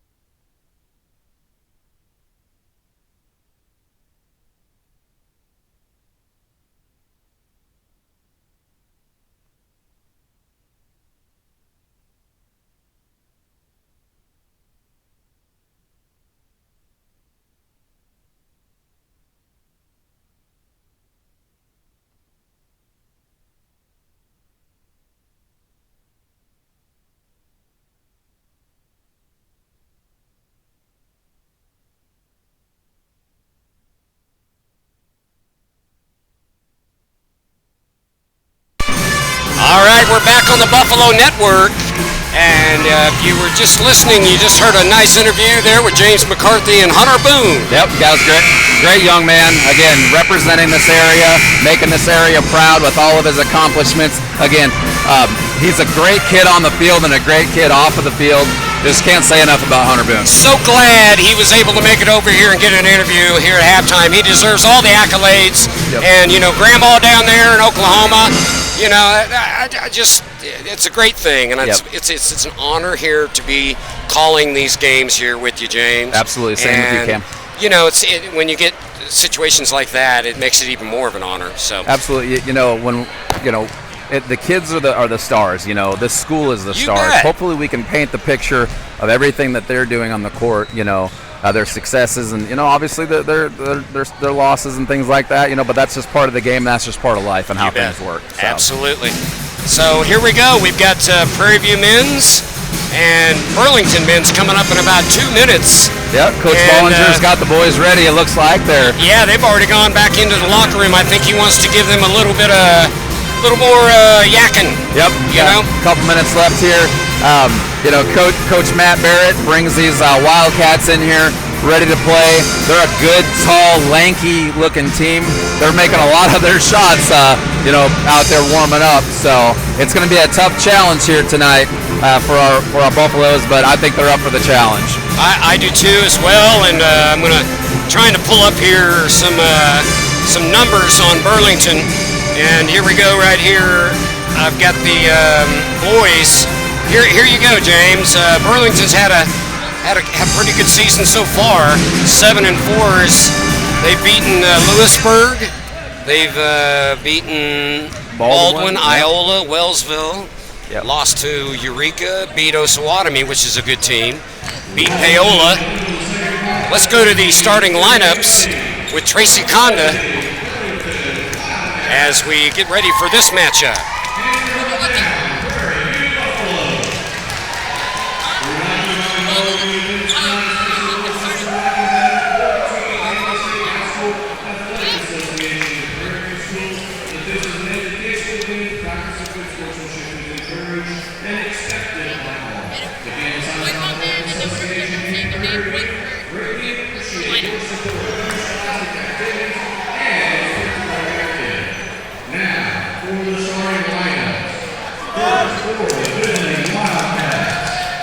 A 6'1" senior, number 3,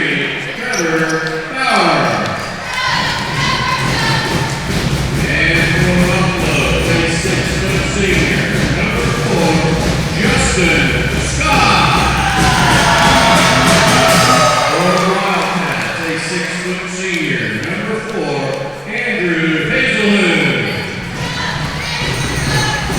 And for Buffalo, a 6'2" senior, number 10, Jesse Weir. And for Wildcats, a 6' senior, number 12, Carter Paywall. And for Buffalo, a 6'2" senior, number 15, Isaac Ortega. For Wildcats, a 5'7" junior, number 31, Ryan Pear. For Buffalo, a 6' sophomore, number 23, Josh Robin. And for Wildcats, a 6' senior, number 32, Parker Meeks. And for Buffalo, a 5'10" senior, number 24, Rock High. Wildcats are coached by Matt Merritt and assisted by Justin Logan and Andrew Hightower. And Buffalo is coached by Mark Bowser, Clint Whittier, and Paul. All right, Cam, so we got the starting lineups there for the Buffaloes. It's a pretty familiar cast of guys there. Justin Scott, Jesse Weirs, Isaac Partita, Josh Robbins, and Brock Hyde. We've seen a similar starting group of guys for the Buffaloes this year, and Coach Bollinger's going back to that lineup again tonight. Yeah, they are, and we're 4-6 on the season, so just under the 500 mark, trying to get it back from a 7-4 boys team. Trevor Barr, Andrew Hasselin, Carter Hegwald, Brian Payer, and Parker Meets will start for Burlington. And here we go. That'll be a good matchup, Cam. Absolutely, Josh Robbins to do the jumping, and it's quickly won by Burlington, and here we go. Buffalo's back in a 2-3 zone. Looks like it's Brian Payer with the ball. He's going to be quickly fouled by Weirs. Yep, first foul there on Jesse. Got to reach in there. Got to move our feet and avoid the reach in. So 10 seconds in, a team foul. And underneath is Burlington. Gets it out to Trevor Barr. Barr looking over for Brian Payer. Payer's got the ball. Over to Hasselin. Back to Payer. Yeah, Burlington's moving that ball around. Sure trying to penetrate that zone of the Buffaloes. And it's Payer outside again. He tries to get it over, and he does. Gets it over for a three-point attempt. No good by Brennan Brown. Nice block. And Brennan Brown's in the game. They So it may have been a little bit of a mix-up on the starting lineups because we haven't had a substitution yet. Justin Scott with a great block there, and they called him with a foul. Coach Bollinger's a little bit confused as I am. Right. Up with the shot, no good, is Andrew Hasselhun.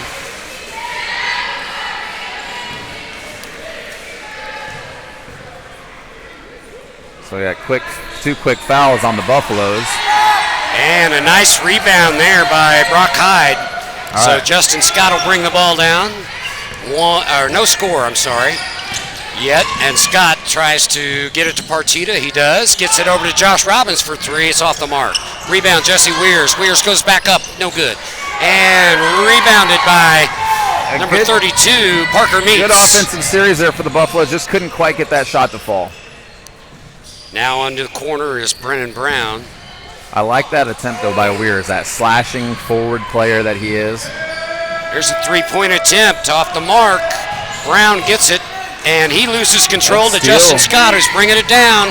He's got 3-on-3, and Scott no good, but Weirs with the rebound goes up, no good. Robbins with the rebound, no good.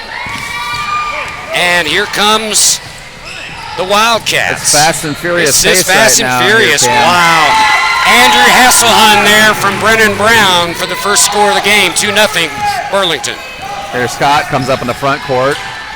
Want to set up our offense here to get a good shot, maybe slow things down a little bit. Isaac Partita, no good, but Hyde gets the rebound. Brock, turn around, good. Good shot, Brock Hyde. Hyde. Yep, very good look there. Get Brock involved. Jesse Weirs is slashing tonight. He looks really good, really quick. Got to step on his man every time there. So we're tied at 2 apiece as Burlington moves the ball around. Yeah, again, Buffalo set back in their zone defense. The way to beat that is to move that ball around inside, outside, penetrate, and dish. That's how the Wildcats need to beat that zone defense of the Buffaloes. Hopefully they don't. Yeah, Hasselhun tries to get it into side, but punches it back out. There's a three. Did it go in? No, it got a little bit of the net there. They're There's going a to whistle. call a foul underneath, it looks like. That was Brian Payer on the attempt. They're going to get Isaac Partita. Looks like they probably got him for a shove down there Boy, underneath. that was tough to see if that went in or not. I couldn't see. Three quick fouls on the Buffaloes here. We're kind of starting the way that the girls' game went. Into number 32, and he hits it right off the bank. Parker Meeks. So it's 4-2, and there's a press, but a foul. And a nice job by Justin Scott to keep control of that ball. I think they're going to get 31 Brian Payer there on the grab against should. Scott. Yep, there it is. So first team foul. Yep.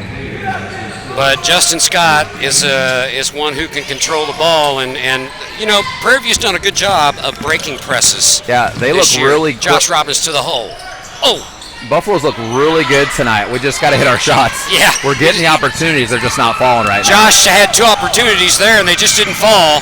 And back down comes Burlington, and Jesse Weirs gets the ball and is fouled quickly by Brennan Brown. Yeah, they're going to get Brennan Brown there on the foul, the bump. The Buffaloes, again, are looking really fast, really good tonight. I think they want this game. They're absolutely ready. They're ready for Looks it. like Chase Bloodgood's coming in for the Buffs. Bring in that workhorse, Mr. Bloodgood. Letting Brock Hyde take a spell. Yep, Coach Bollinger's down there giving him some coaching advice. Justin Scott with the ball back to Hyde and loses control back to Burlington. Bounce. Loose ball on the floor picked up and put in by Andrew Hasselhun. And here comes the ball down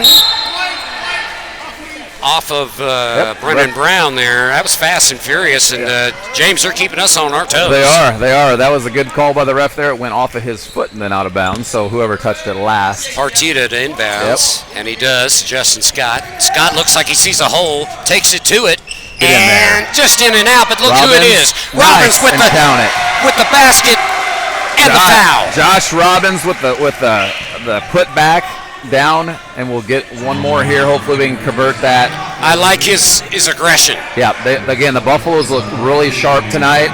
They've come out. They've had several looks at some good baskets there. Robbins finishes the three-point play. So it's 6-5 Burlington as they bring the ball down quickly and moving it around. Keeps them packed down in that zone defense. Hasselhun drove himself, tried to get it, rebound to Meats, and they're going to get Partita maybe. Partita or Bloodgood. Could be Bloodgood. It looked We'll like more see. of a jump ball there, but they did get Bloodgood. It is Bloodgood. It's already his second. So like the score, 5-6, is Files 4-3, and we're on the wrong end of that one there. Right. Brock Hyde comes in for Bloodgood. Brock definitely needs a little bit of a breather there. He was up and down the court and looking good. Well, I'll tell you what again, and I've said this every broadcast, get that sucker into Brock Hyde. Brock Hyde, he's definitely going to get you a lot of points. We've got some good penetrating guards, though. He'll put this team on his shoulders, and that's no problem for him. You bet. Barr with the ball, looking to shoot, doesn't. Gets it inside to Hasselhun. Hasselhun back over to Barr. And number 32 with the basket. That's Parker Meats. Yeah, and Coach Matt Barrett's telling this guys to move that ball, which is exactly how you beat a zone. Hyde on the other end of the floor. Looking for Partita coming in. Isaac Partita, no good. Here comes Burlington. And we've got a whistle. What are we calling? There, it's going to go back to the Buffaloes. The Wildcats stepped out of bounds on the other side. So here we've got a press. Looks like we got a potential bench warning over here on Hyde Matt to Scott. Barrett. Scott to Robbins, and it's good. Josh Robbins has got 6 points, 6 of the 7 points right now. 8-7 Burlington, 3:30 to play here in the first quarter. And just like that, then they're back. Then the Wildcats come right back down the court. Trevor Barr with that shot. Here's Justin Scott. We're going fast and furious, folks. Something Isaac is Partita with the definitely ball. different about these Buffaloes, and Here's I like Brock it. for three, no good. Quickly, Trevor Barr with the ball, gets it down. And a scoop. Andrew Hasselhun, and we're going to get a timeout on the floor. Yeah, and a good timeout. Yeah, Coach Bollinger saw the momentum shift, and he wanted to stop it right there. Good timeout. 3:12 remains. It's 12-7 here in the first quarter. Burlington on top. Yeah, Josh Robbins and Brock Hyde are our scorers right now. But again, Weirs is getting some good shots. Bloodgood's got a couple of good shots. Partita's got some good looks down low. Justin Scott as well. They're gonna fall. They're getting the movement. They're getting the ball inside like they want it. Right. They'll fall. They'll eventually fall as long as we keep up this nice pace for the Absolutely. I mean, it's a fast and furious pace. It's hard to call. It's definitely different from the last broadcast that we had. It's a lot quicker. It's a lot quicker. But I do like the guard play for the Buffaloes. Justin Scott looks like he sees the hole. He's going to take it and dish it off to Hyde if he has to, or Partita down low. Yep. You've got Josh Robbins. You know, Josh Robbins with that nice three-point play right there was a putback. Yep, because he's working the glass. Keep doing the fundamentals, boxing out, work your offense around, and we'll be fine. And Burlington's got a lot of their points on second chances as well. Second chance rebounds, things like that. So if we box out and do the fundamentals, we'll be just fine. So Brock Hyde will inbounds on the full court press here by Burlington. 12-7 Burlington lead here in the first quarter. And a loose ball is picked up by Burlington, and Meats will get it. Parker Meats. Yeah, Parker, but we got to get out on that guy. He's got their last two scores there. There's a nice look, but not good enough. And it's a 2-on-1. And just like that, Brian Payer with the basket. It's 16-7. The full court press is causing some Buffaloes some trouble now. We've got to break that press. Keep that ball in the middle, Cam. That's what we got to do. That's right. Look for the outlet. There you go. Partita to Justin, and that's the way to break it right there. There we go. Absolutely. Justin Scott with the ball now, top of the key. Brings it over to the left side, looking for Partita. Can't find him. Gets it out to Brock Hyde. Got to work that ball around quicker.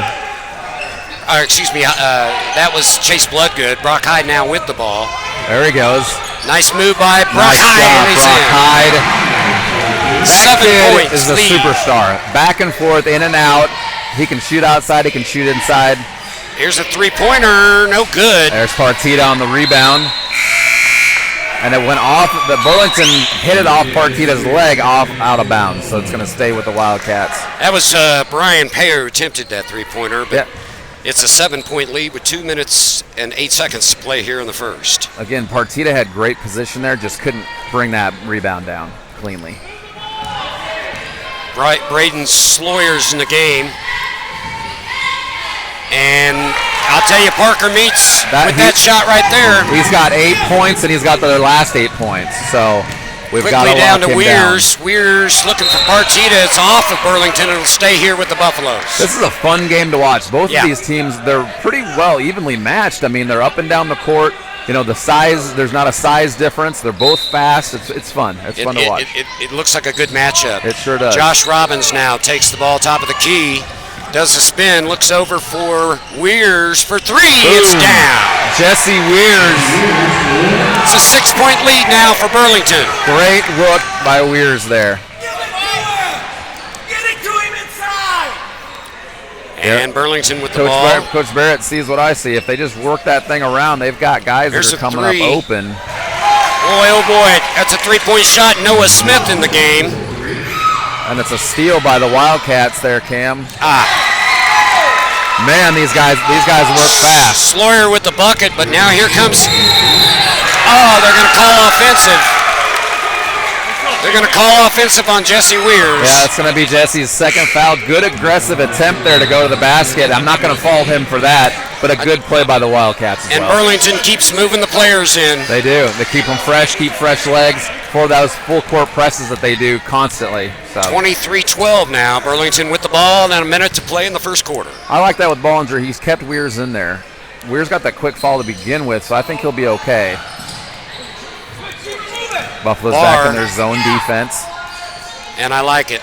Wildcats moving this thing around. That's what their coach is yelling at them incessantly over here from the sideline. There's a 3-point attempt, no good by Smith. And a rebound by Andrew Hasselhun. Here comes Hyde with the ball. You got to get it over to Weirs, over to Partita. Work it around, Back to work Hyde. it around. Get it into Justin There Scott's he hands, goes. but Hyde's going to take it himself Up and under. draw a foul. Man, that kid's Should be good. on the shot, too. He is so silky smooth. You don't realize how efficient he is. He can go inside, outside, back around, reverse, and up to the rim. That was a great play by Brock Hyde. Absolutely, and you look at his build, and it's not. It's something that you don't expect. Brock's got a power lifter build. You don't expect yeah. him to be slashing You don't expect inside, him to outside. be able to do that. Those turnarounds, the slash to the basket. Yep. Hit from outside. Brock's also our catcher on the baseball team. Yeah. He's a real good catcher. I watched him a couple of his games last year. Well, I just talked to Clay Metlin, and we're gonna try to bring you some softball and baseball this year. That should be fun. That should be that'll fun. be fun. Little Buffaloes on the diamond. Rock up. He missed both of them. 25-12, 20 seconds to play. This And is a fast Wildcat team. They've it sure stretched is. this lead now. Moving the ball around. Nice And block a by Hyde.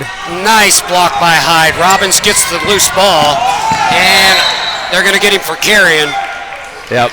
Good thought there by Robbins. He's aggressive. You want him going down the court like that. It's just so fast. He just ran into a couple of defenders there. Yeah. It's okay, Josh. We'll get it. You bet. Hasselhun with the ball.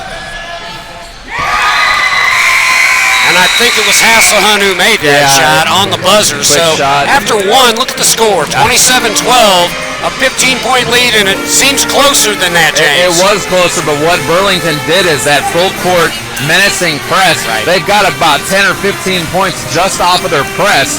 It's the Buffaloes are having some problems with that. They're dictating the pace. They are. Whereas Prairie View, as we've seen in the past with past presses from other teams, they slow it down. Yep. And they look for their outlets. But again, on Cam, each like I end. mentioned earlier, if the Buffaloes keep that ball in the middle of the court and not get trapped over here on the side, Right. that's exactly what Burlington wants us to do, is go to the sidelines and bring up another guy from the Well, backcourt yeah. and trap them. Keep it in the middle, get it up over the top. Every time we've done it and kept it in the middle, we've gotten a fast break point off of that. You've got an outlet when you keep it in the middle. Absolutely. You don't get trapped. There's nowhere to go when you get to a sideline. You can't go through the player, you can't go out of bounds, and you can't go through the other player there trapping you. So. Absolutely. Well, you know what? You just described press break 101. It And a seems, good job. It seems easy to talk about, but doing it obviously Yeah, is a little it's bit more tough. difficult when Well, you have a know, good Wildcat team. And you've got to maintain a sense of calmness, Yes. which is hard to do when they're fast and furious. Yep. So Yep. here we start the second quarter. Looks like the starters are coming back out here for Coach Bollinger. 27-12, our score. Burlington on top. Partita, Weirs, Robbins, Hyde, and the quarterback general of the floor, Mr. Justin Scott. He's got the ball, top of the key, gets it to Hyde. And Hyde looking to penetrate. He's looking. And they Gets know back he's out going to with Weirs. that shot. 3, no good. Man, we needed that one, Jesse. In and out. Here comes Burlington. And Burlington that quick down the floor. And here's a 3 attempt by Andrew Hasselhun. No good. Loose ball. It's going to go to Prairie View. Good hustle by the Wildcats there, and it will go back to the Buffaloes. 7:35 remaining. Looks like Zach Thies, number 22, set to check in for Robbins. Give him a little bit of a breather. Zach brings a lot of hustle. He's a 6-foot sophomore off the bench for Coach Bollinger. You don't lose a lot when Thies comes into the game. Right. Thies is a good speller. Brock Hyde with the ball now, bringing it down. As you said, loses control. As you said there on the side of the court, it's much more difficult. That's where the difficulties come in. We got to keep that thing in the middle of the court. Weirs gets beat inside. Boy, I'll tell you what, it's tough. Nice block. Isaac Partida on the block, but Burlington maintains possession. Here's a three-pointer in. It's Brennan Brown. Yeah, that's a dagger. When you have a good defensive play there with a block by Partida. Jesse Weirs with the ball, looked for Thies, but on his, the pass was at his feet. Yeah, good thought by Weirs there. Just got to get that, just a nice bounce pass. You'd have it for a layup there by Thies. So 30-12 is our score. 6:57 to play here in the second. Burlington on top. Man, I'm already exhausted. I am too. Second quarter, this thing is fast and furious. Trevor Barr now with the ball, gets it over to Meats. Back to Barr, over to Hasselhun, into Meats. Meats fake and no good. Brock Hyde there battling with the rebound, no good. But here comes Justin Scott. Justin's 1-on-3. He's going to try it himself anyway. He does it. That is amazing. That was 1-on-3. That was amazing. That's the kind of shot you get from your floor general, Justin Scott. Normally you don't want that, but you know when you got Justin Scott, what a move. And he's going to take over with it. He's going to take a 1-on-3. Absolutely. He brings us back within 16. Now Burlington looks content to run their offense a little more. It's like they're slowing things down a bit. There's a scoop, no good. It's Hyde with the rebound. Good Back to job. Hyde, and he's going to bring it up to Jesse Weirs to the Nice. hole. Good. Up and in, Jesse Weirs. He is having himself a game already. We'll get that guy going, and we'll be just fine. And loose ball, And that Brock was Weirs Hyde. again. Yes, it was. Sorry to interrupt you there, Cam. No problem. No problem. It's fast and furious. Brock Hyde taking it to the hole, trying to. Loses control. Burlington pushes as usual. Oh. Shot up, no good. Justin Scott. Yep. Scott off the knees, tried to. And they're going to call him for traveling. It looked like Justin was trying to get a timeout. Yeah, Justin tried to definitely get a timeout there after he threw it off the Burlington player, trying to make a good heads-up play. Came right back to him, and then he hit the ground like he does. He's always on the ground. Knee burns, cuts and bruises, scrapes. That kid will do anything. And he's fresh off his shoulder surgery a couple months ago. Fresh off the soldier surgery. He's got Marine stock in his family. Oh, absolutely. I'll tell you. Okay, here comes Burlington with the ball. They've got a 14-point lead with 5 minutes to play here in the second. Moving it around. Nice Hasselhun with the lay-in. He's got quite a few points for the Wildcats tonight. And again, Nice look. It's not difficult to understand where Burlington gets their points. It's just that aggressive press you, and frustrate you. And then on the other end, they off the screens, they're getting these lay-ins. Yep. Jesse Weirs now over to Thies, and 52. Dylan. that was Schreer Dylan. Yeah. was fresh into the game for the Buffaloes. And Dylan will draw the foul. He's going to go to the line. So both teams have 5 team fouls. Yep. Dylan. It's exactly doubled, though, on the score, 32-16. Burlington on top. First one up is good. Dylan Schreer. Yep, against Dylan Schreer, 6-foot senior off the bench for Coach Bollinger. Looks like we got Bloodgood back in the lineup as well. Second one up, good. Bloodgood, Robbins, Schreer, Weirs, and Thies. Here comes Burlington, 32-18 lead.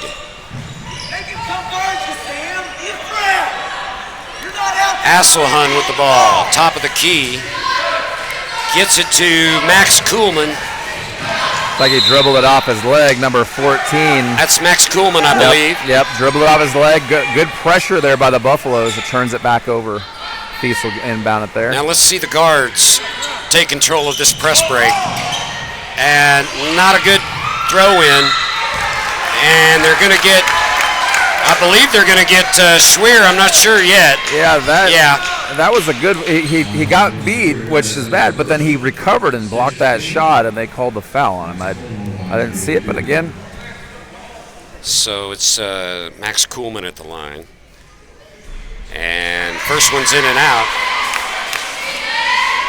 Buffalo's got to keep this one close. It's on the verge of getting out of control, out of reach here. We've got to lock down. Kuhlman up. No good. Board. Robbins with a rebound, and here comes Josh. Josh looking inside for Bloodgood, and Bloodgood with a fadeaway, no good.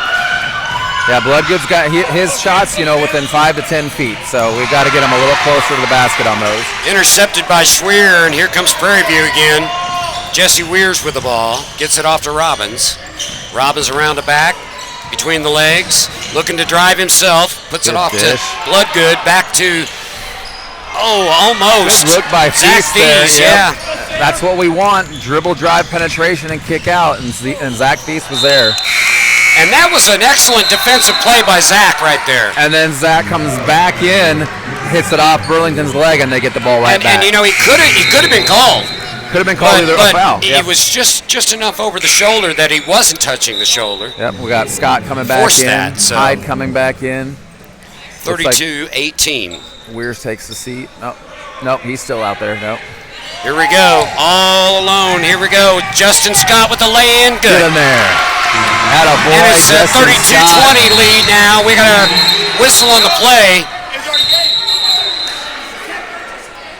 I think Burlington's wanting a timeout too. But what do we got? We may have an official conference here, which we Looks are. like Bollinger wanted the timeout. They went ahead and inbound down below, and then all of a sudden the whistles broke out. So I think one referee gave him a timeout, one didn't know. Gotcha. So I think that's what happened. So was there. it Burlington's or Prairie View's? Prairie View's, should be Prairie View's timeout there. I was looking over at Burlington's coach, and he was doing this, probably saying, hey, they called a timeout. Right, and with the lead down to 12, I can understand why Burlington Absolutely. want to stop the momentum there. Right, and here the refs are still conferring out here, talking. I just looked over there and I looked right in the eyes of Justin Scott. That's the eye of the tiger, baby.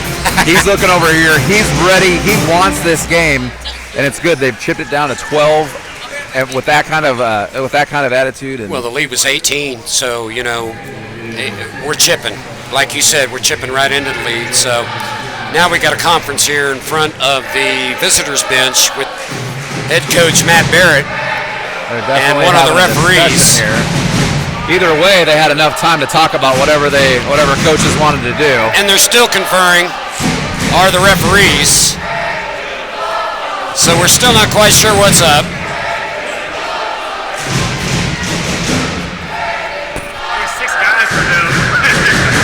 Okay, so, okay. So Prairie View had 6 guys on the six Buffaloes on the floor because we had some substitution confusion. I think there is what happened. They're trying to sort it out. They're trying to sort it out, but how do you do that? You know what? That's a testament to how fast and furious this game has been going. Yep, you got guys coming in and out so quick. It's hard for us to keep up with the action. I'm sure the referees, there's 3 of them. Right. And a good show of sportsmanship by Matt Barrett, the head coach for Burlington. Yep. Excuse me. It's going to be a technical foul on the situation, of course. Yeah. So they're going to send Brian Payer to the line. Yeah. Again, the Buffaloes had 6 guys on the. That's kind of like what you see in football. 12 men on the field. Yeah, you don't get off the field in time. 31. But hey, any advantage, you got to try to. Yeah. Hey, No, you bet. I'm kidding, obviously. Payer hits the first one, hits the second one. And it will be Burlington's ball, so it's a 34-20 lead now. And that's disappointing because we had it down to 12. Now they get the ball back with a 14-point lead. Yeah, so it's that a could 4-point be swing there. potentially a 5-point swing. You never know. We'll see as Burlington inbounds the ball. So now they got the clock back to a 12-point lead. And now we've got a conference at the scoreboard. I think it's a 14-point lead. Yeah, Don't I think they've got. They're figuring it out right now. I think it's 34-20 or 36-22. One It of the should two. be 34-20.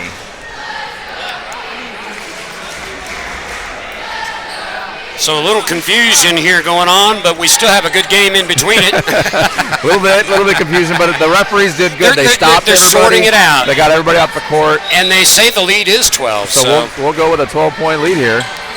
Here but we go. Burlington get the ball back, though, unfortunately. Trevor Barr now brings it down. He will take it all the way to the hoop. Rejected. Gets it back out, though. Hyde with the block. And a nice drive by Andrew Hasselhun. He's been putting some balls in the hole tonight. Yep, he's a good little player for the Wildcats. Here's Brock Hyde. He gets it over to Thies and over to Robbins. Josh Robbins with the ball now. Gets it over to Dylan Schweer. Goes up. It's in, but they call it offensive and wave it off. Yeah, so I don't agree with that Waved at it all. off. Dylan Schweer got pushed in the back, and then they called him for the offensive foul. Yeah, I don't agree with that. You know what? That may be a give back. We've got Now we've got a whistle. It should be 20 to 36. No. 20 was the bucket was 6 guys on 36-20. So Matt Barrett is talking about the score like you and I were. Yeah, we were thinking it should have been Buffalo's 20.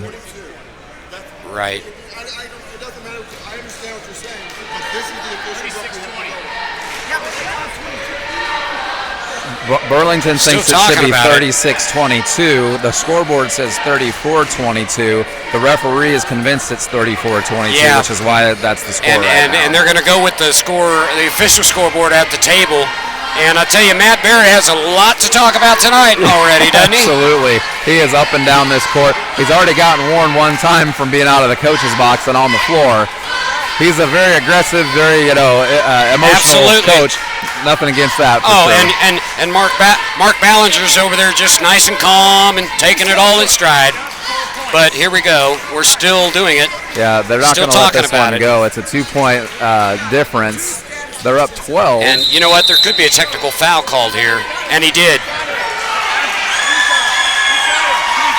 It could be a technical foul. No, they just warned him. Yep. They just warned him. Yep, Matt Barrett, that is, the head coach for If he Burlington. doesn't let it go, he's going to get teed up, and it looks like he's biting his tongue here. And you know what? He may not care.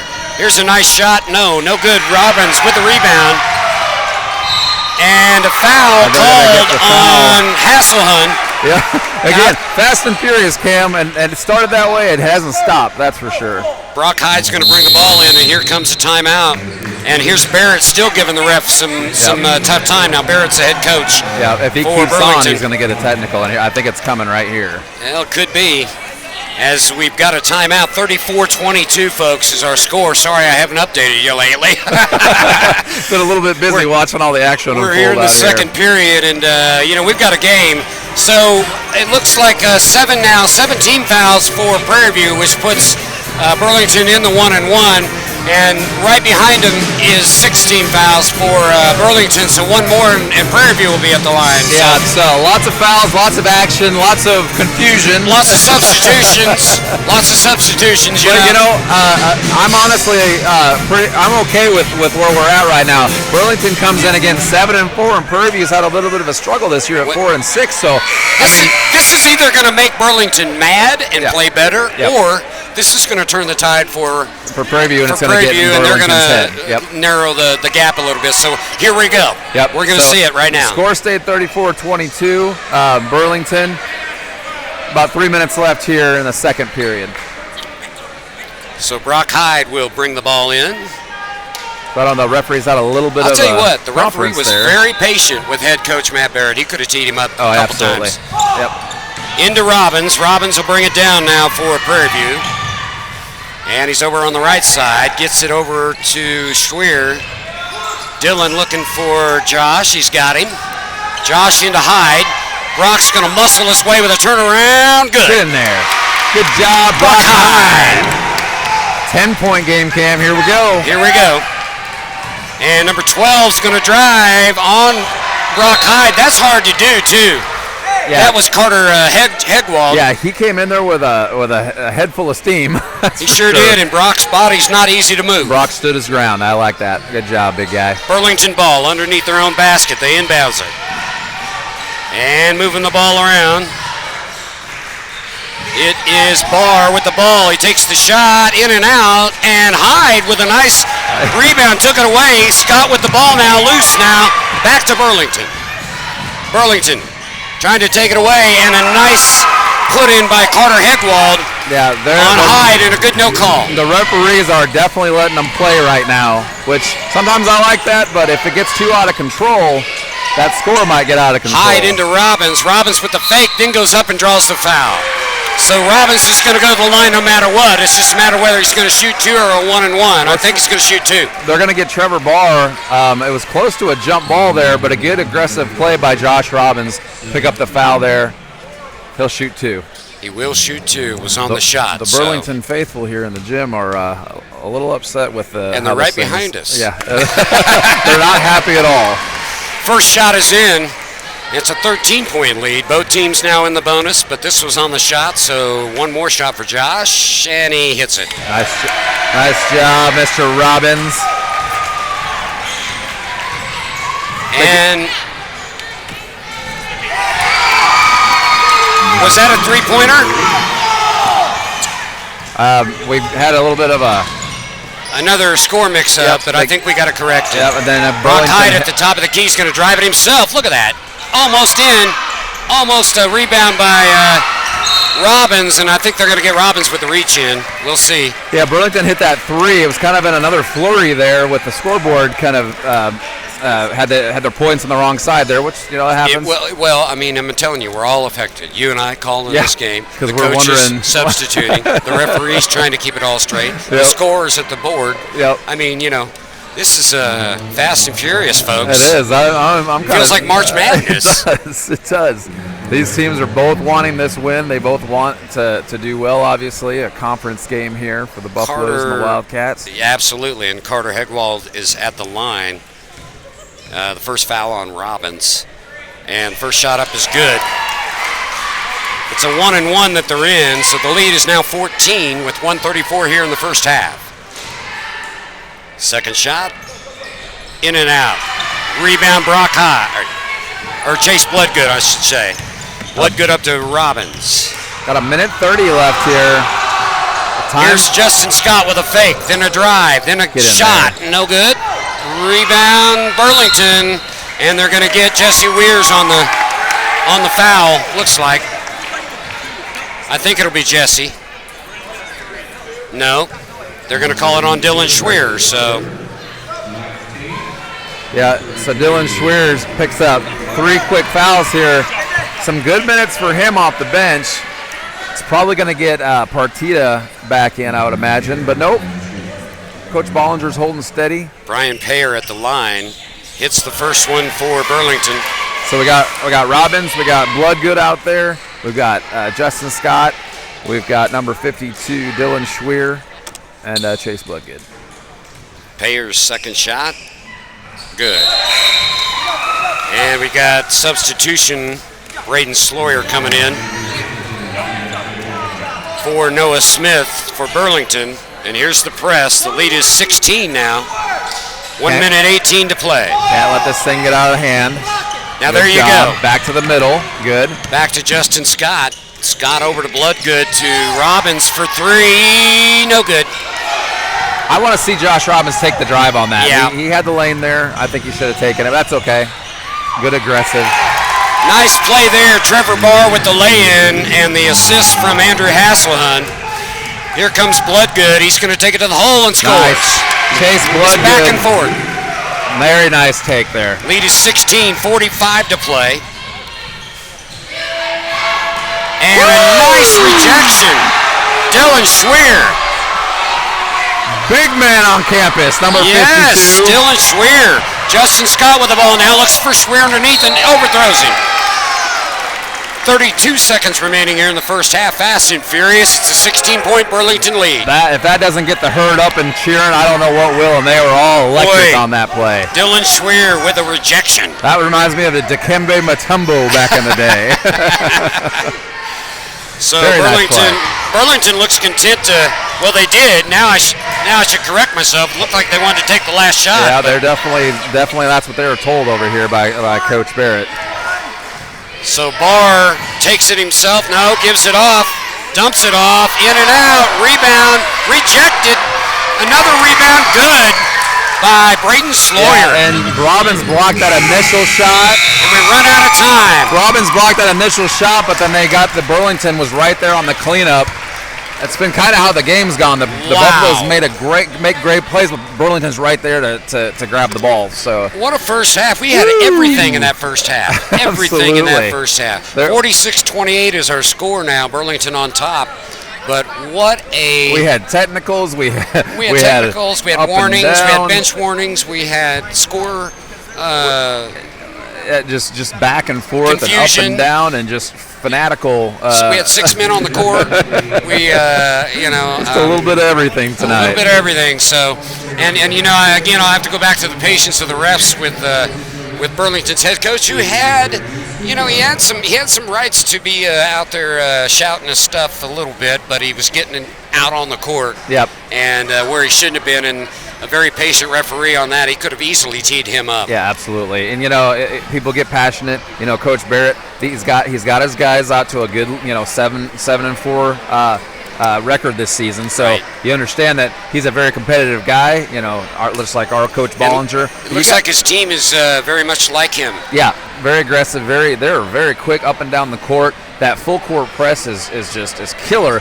But if you know how to break it, like the Buffaloes did figure out there several times, keep that ball in the middle of the court. Don't get to the sideline, because that's what they want you to do. They will trap you up against that baseline, You get it in the middle, and then you have outlets to the sides that come up and help. Lots of passing, quick passes. Get up ahead of those guys, because you can pass a lot quicker than they can run. So, and that's the key to doing that. Well, our score's 46-28, and we're going to take a little break, a few minutes, to let you do what you need to do. We're going to do what we need to do. We're going to take a little break, a little breath of fresh air. Oh man, I'm going to take a deep breath. We'll be back. You're listening to Cameron and James on the Buffalo Network.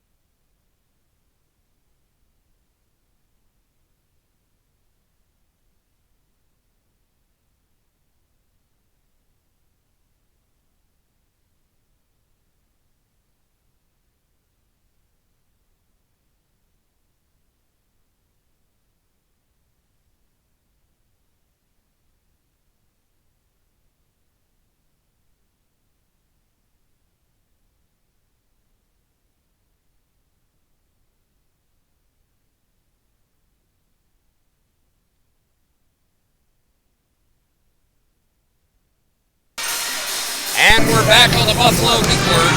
Cameron Johnston and James McCarthy with you.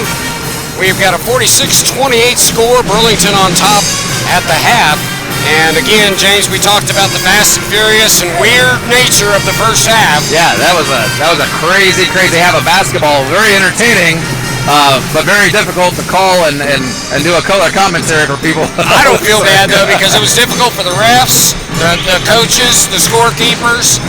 6 players on the players. And we just talk about it. That's all we just talk can do. about it, you know? It's all good. So yeah. So, but I'm interested to see what the second half brings and what adjustments may be made. Yeah. You know, again, like you pointed out the press so much about us keeping it in the middle on the press. I hope that we make that adjustment. Yeah, absolutely. Public address announcer Tracy Condo was talking about the Chiefs. Super Bowl 54 this Sunday. Don't get me started. 50 years between Super Bowl appearances and hopefully championships. Here I go again, aging myself. But I was 2.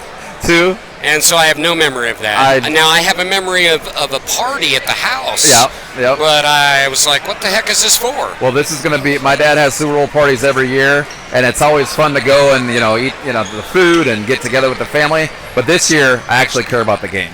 Yes, and it's going to be hard. I'm going to sit at home in front of my own team by myself, maybe my son. Yeah. And here we go. There we go. So second half. We'll talk about basketball now. Right. Go Chiefs, though. Yes, sir. Burlington gets the ball to start it out, and quickly moving the ball around. Number 2 is going to take a 3-pointer. No good. That was Brennan Brown. Yeah, good rebound there by Josh Robbins to get Robbins this thing going. gets it up to Weirs. Back to Robbins. Robbins looking to drive and whistle. They're going to get a push, I think, on Trevor Barr there. Let's see what they got, what the call is. Nope. They called it on, they said? Payer, I think. Yeah. 31, yep. Out to Hyde now on the inbounds. Hyde just wants to take it in, and he does. There's another whistle. It's going to go the other way. Down low foul away from the shot. They're going to get on Robbins. Yeah, Josh Robbins. That should be number 2 on him. Yep.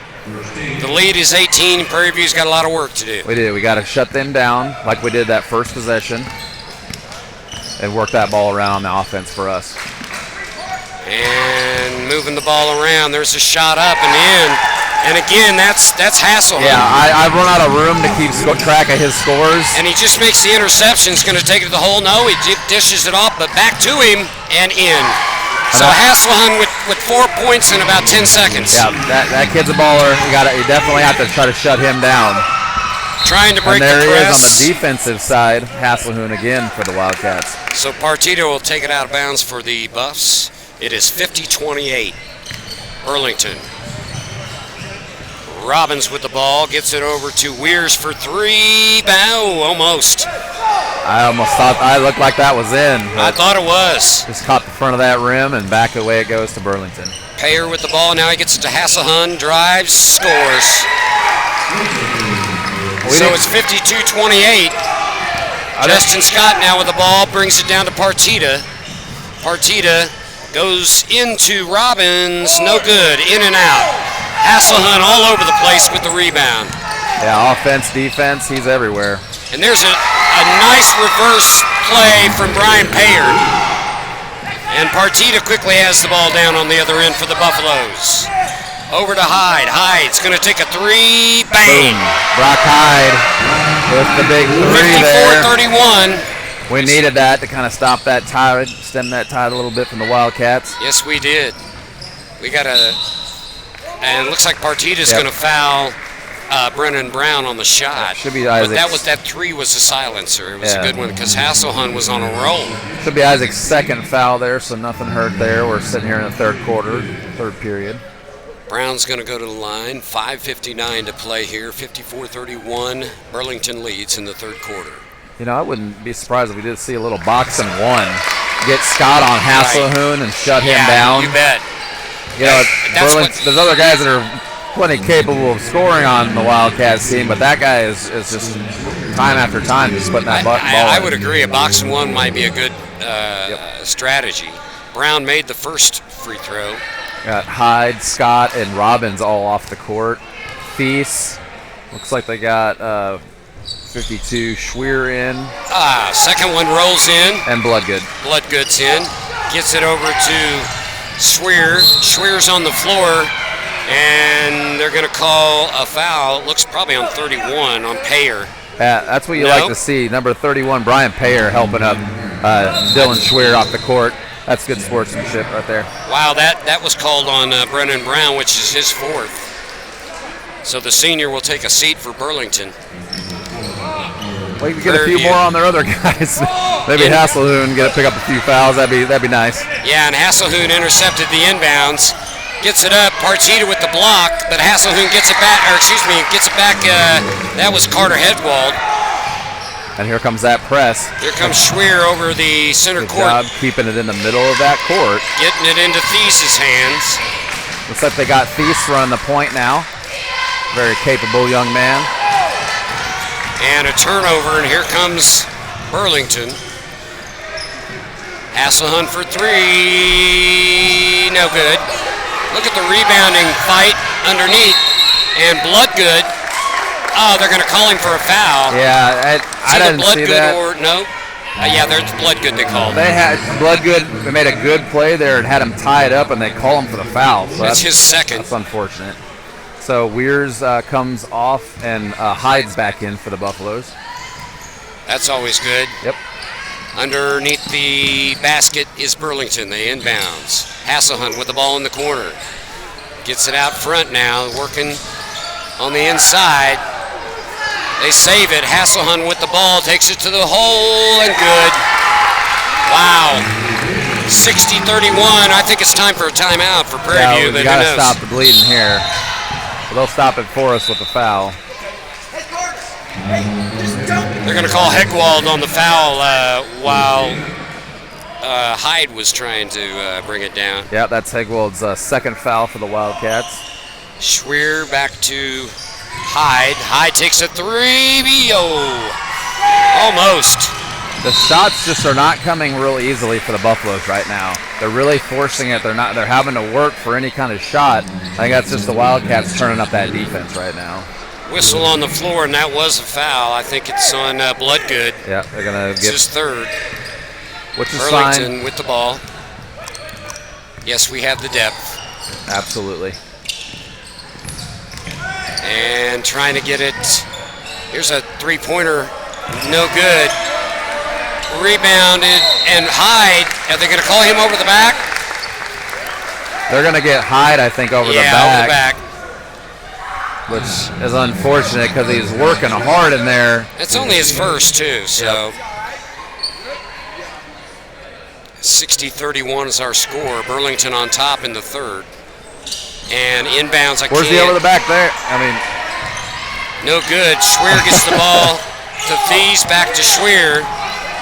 Yeah, definitely had an over the back on Wildcats there, uncalled. But yep, again, we just talked. They referee. Here goes Hyde to the hole, and he draws the foul. Brock Hyde. Got some bodies on the ground. Looks like there might be an injured Wildcat down. Well, I'll tell you though, Brock Hyde took the ball to his left, then with his right hand up and scooped to try to get it up and in, and almost had it, but drew the foul.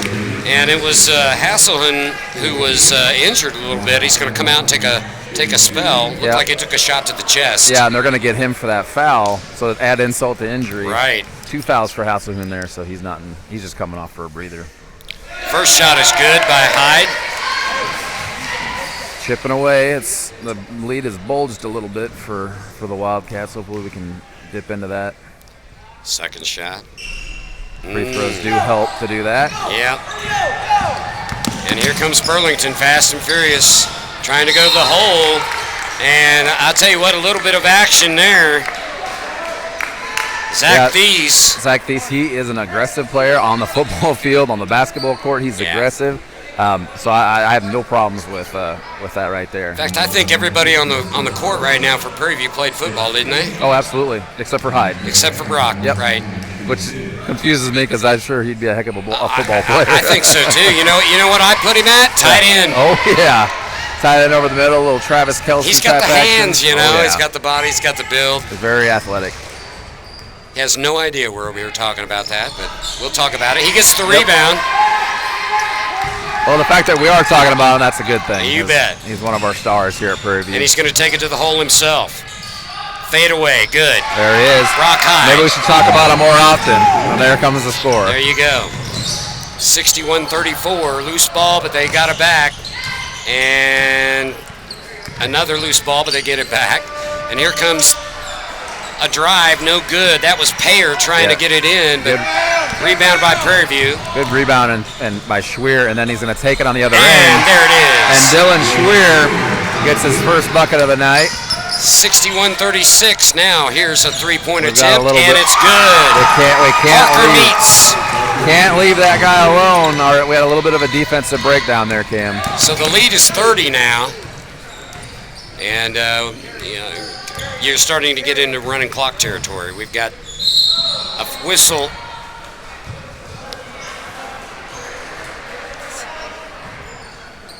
The lead is 28. My bad. Close to I could have sworn it said 66 when I looked up there. I think they might have. I It think may that was give the Who point to the. knows? is it probably the 13th or a full moon or something? Oh tonight? man, it's just the first night back in Everybody's rested. 2 months. Yeah, it's been a while since we had a game here at Prairie View. And there's the inbounds to Hyde. They had to go way back to get it. Over to Partita, who's going to take a three. No, in and out. And there's a nice hustle by Thies, but throws it away.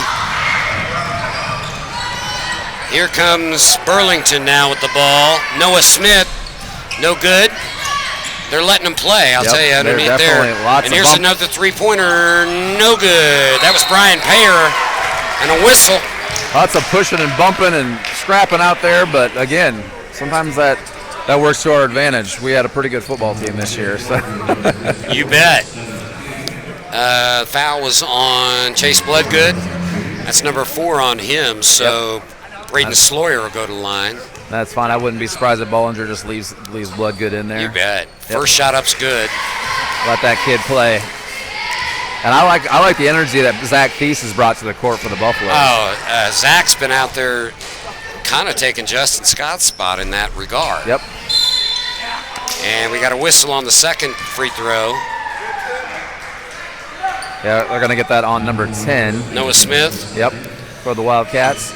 They'll get the ball back to the Buffaloes. Now we've got a underneath. press still.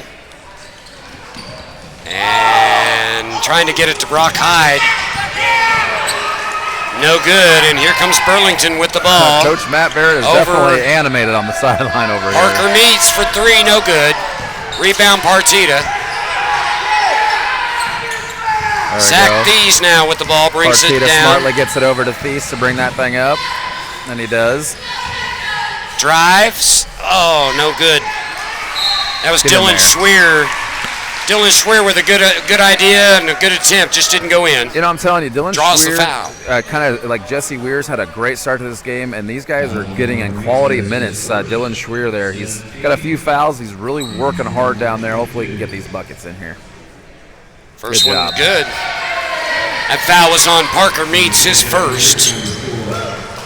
Wow, Both teams now are in the 1-and-1. Yep, it's definitely going to start lots of shots here. Looks like we've got a potential timeout. The referee was. Looked like he was signaling. Schweer with the second one. Good. Now, And here comes the timeout. we just got substitutions, I guess. Huh, he was giving the T sign. I don't know what. Yeah, I saw that too. Yeah. So here we go. It looks like Prairie View is going to press. Prairie View's going to press, which they need to do. You know, that was a press by Prairie View. Yep. And I'll tell you what, Noah Smith takes it to the hole and draws the foul. Looks like it's going to be on Justin Scott, who's back in the game. Justin had good position there, unless he was moving his feet. It's going to be on, it's going to be on Brock. Okay, so I was going to say Scott didn't pick up the foul, but they must have got Hyde on the way up. Yeah, second foul for Brock. I saw offensive foul, but Again, they don't give me a whistle over here. First shot by Noah Smith's in. Right. That'd be nice. We can blow a whistle like Sure. the independent fourth party over here. Second one by Noah Smith is in. And it's 67-38. Robbins with the ball. Runs into trouble. Looks over to Hyde with it. Nice job. Hyde with the ball. Looking for help. He's going to take it all himself. If he can find somebody, tries to get it into Thies, and just out. It's all right. That's good look. Hyde got trapped, and then he kicked it into point-blank Thies. look. Yep. And here comes Burlington just to do it. Yeah, Hasselhoon with the assist that time. Seems like he's always around the ball when they're scoring. Here comes Prairie View breaking the press and threw it away right after they broke the press. So they got to calm it down. They do. 69-38 now is our score. Yep. We need some calming vibes from Mr. Scott, our floor general, Weirs, our upperclassman out there, Mr. Hyde. Get him calmed down, get him back on track. 1:20, 1:15 now remaining in the third quarter. Here comes Barr with the ball. Gets it over to Noah Smith. Smith trying to get it to Hasselhunt. He gets it to him. Gets it off back out to Noah Smith. Trevor Barr trying to get it to Hasselhunt. He does. Hasselhunt with the shot. He's off. You know, that was the worst shot I've seen Hasselhunt make tonight. We got a whistle. Again, the Wildcat player went over Justin Scott's back, knocked it out of bounds, and they gave it to the Wildcats. And there you go. Nice inbounds, and Prairie View wasn't even ready for that. Brock Hyde with the ball now, 71-38, 42 seconds to go here in the third. Robbins tried to get it. Now we've got a whistle, and it's a travel. Yeah, Josh has had a kind of a hot, cold night. He warms up and gets a couple of baskets, and then he has a little bit of difficulty. So hopefully the hot can come back for this fourth quarter. We need to run. And a throw-in turnover, and all the way down to the hole, no good. Nice rebound, Trevor Barr. Yep. With that 2 rebounds, took him 2 rebounds to get it in, but he did it. Brock Hyde did a good job getting back on defense and disrupting that shot, which they missed, and then another offensive rebound for Barr and up and in. So. Up and in, and for one, he's at the line. Here it is, and it goes in. 74-38 now. It's becoming a wash. So Prairie View needs to step it up here. Another quarter to play. And quickly thrown away. Here comes a fast break again, and it looks like Hyde's going to pick up another one. Yeah. And Braden Sloyer's going to go to the line and shoot 2. So in a matter of probably a minute? Yeah. He's picked up 2. Couple fouls, yep. And with only 14 seconds left in the third quarter. Sloyer hits the first one. 74-38. We got Grady Gregg, number 3, 5'10", junior off the bench, comes in for Thies. And second shot missed. Jesse Weirs with the ball. 10 seconds left. Hopefully we can get a good shot off here. Trying to find Robbins. He picks up the loose ball, goes up, and just out. We got a lid on our rim or something down there. That will end our third quarter. Our score 75-38. Burlington. That's a tough quarter right there, Cam. I think Burlington has just turned up the heat. They're making their shots, their chip shots. We're missing our chip shots. Yeah, point blank shots. They're getting their second chance shots. We're missing our second chance shots. So it's just hard to stem their tide. Right. They're a good team. Right. You've got to be on your A game to be able to. You really do, because if you look at their history, they've beaten some good teams. Yeah, absolutely. Osawatomie, stands out, and Oz, I don't want to give them too much props because they're a rival. Absolutely. But they looked really good against us, and then for Burlington to beat them, that's a good victory. It kind of tells you what kind of team Burlington is. Our cheerleaders getting some recognition.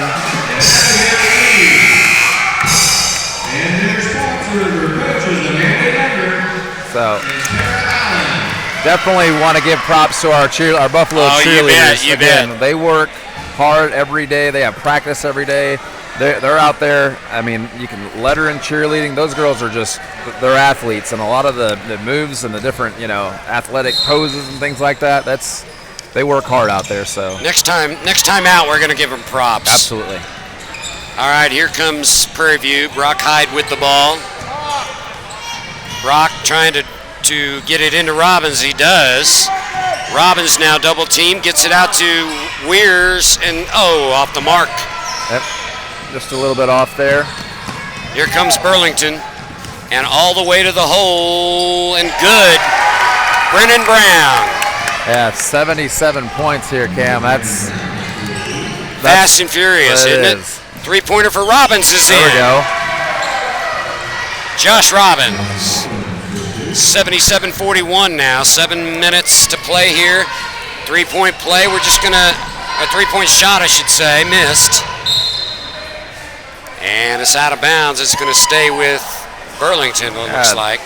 Well, look, that was off Burlington, but they're going to give it back to the Wildcats. So here we go, running clock, since they're up by more than 30 here in the fourth period. Hegwald over to Payer, and now he's got it over to Brown. Brown, Cam, turnaround shot by Brown, nice shot. Cam, I thought with the records and stuff, might be the type of game, but the way the game started, I mean, I was thinking it was going to be a completely different outcome. Right.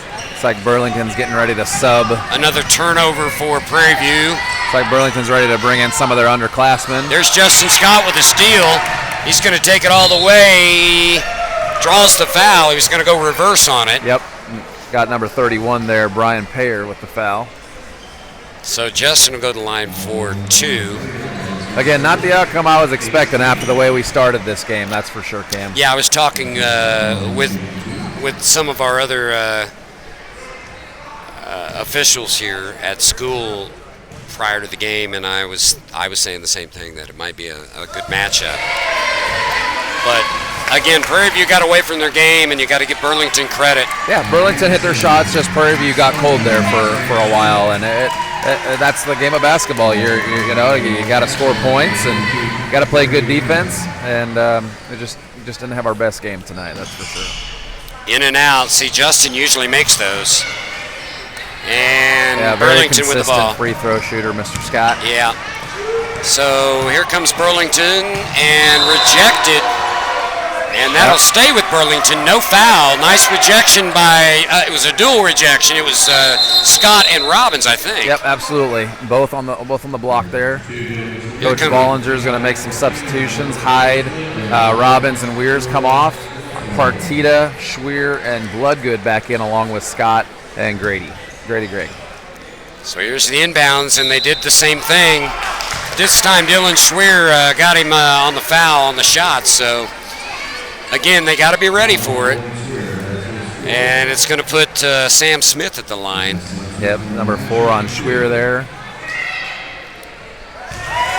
I'm sure Dylan's not too worried about that fourth foul. Right. Both teams in the double bonus. Second shot up and good. Well, you can't deny this Burlington Wildcats is a good team. Their record speaks for itself. Justin Scott now. Over to Partita. And there's a nice try by Schweer, but it's off the mark, but it's going to stay down here with Prairie View. And as far as the Buffaloes, I mean, again, there was several spurts of greatness, several great drives, a couple of great, a couple of minutes blocked together. We got to get all that in a full game, and things will turn around, I think. Scott out to Schweer to Bloodgood. He's going to take it in, and they're going to call a foul, so that'll put Bloodgood at the line. Yep. Be the 19th foul. Number 22, Brady Rand, picks that foul up. He's a 6-foot junior for the Wildcats.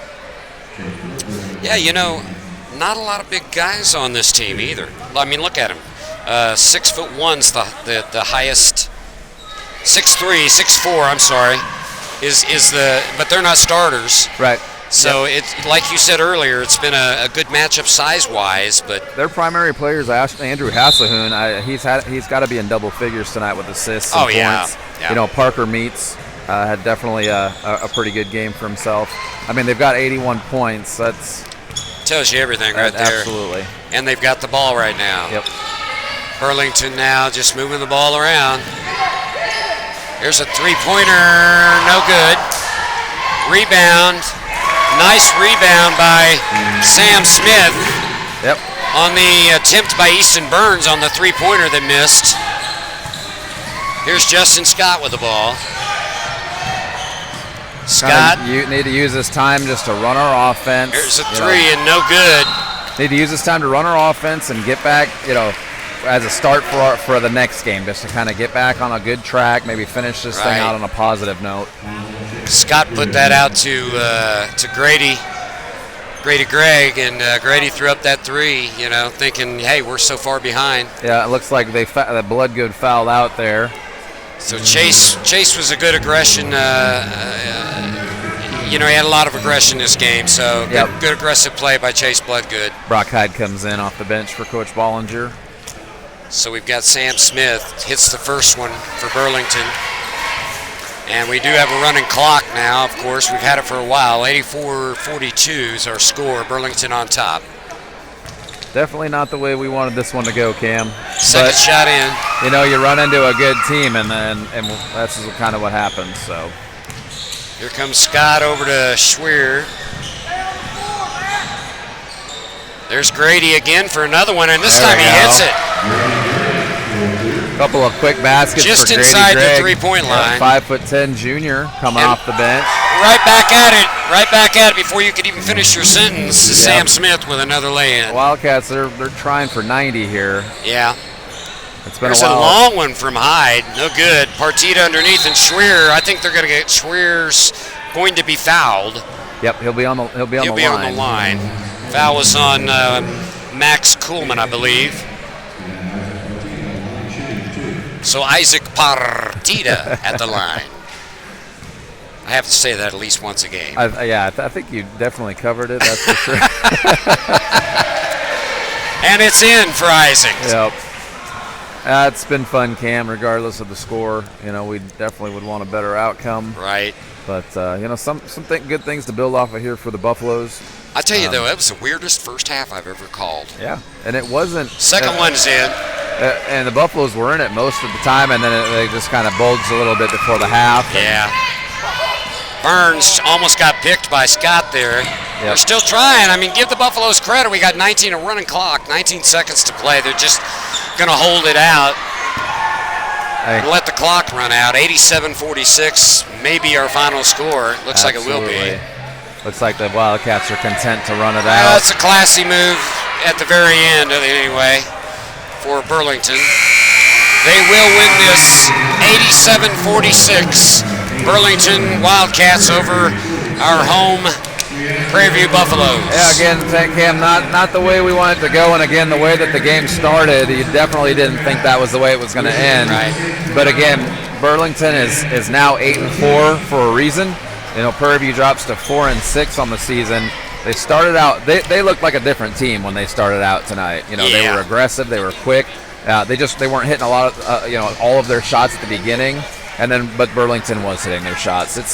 There's not a lot of analysis to kind of figure out how this one got away from us. Burlington hit their shots. They were aggressive.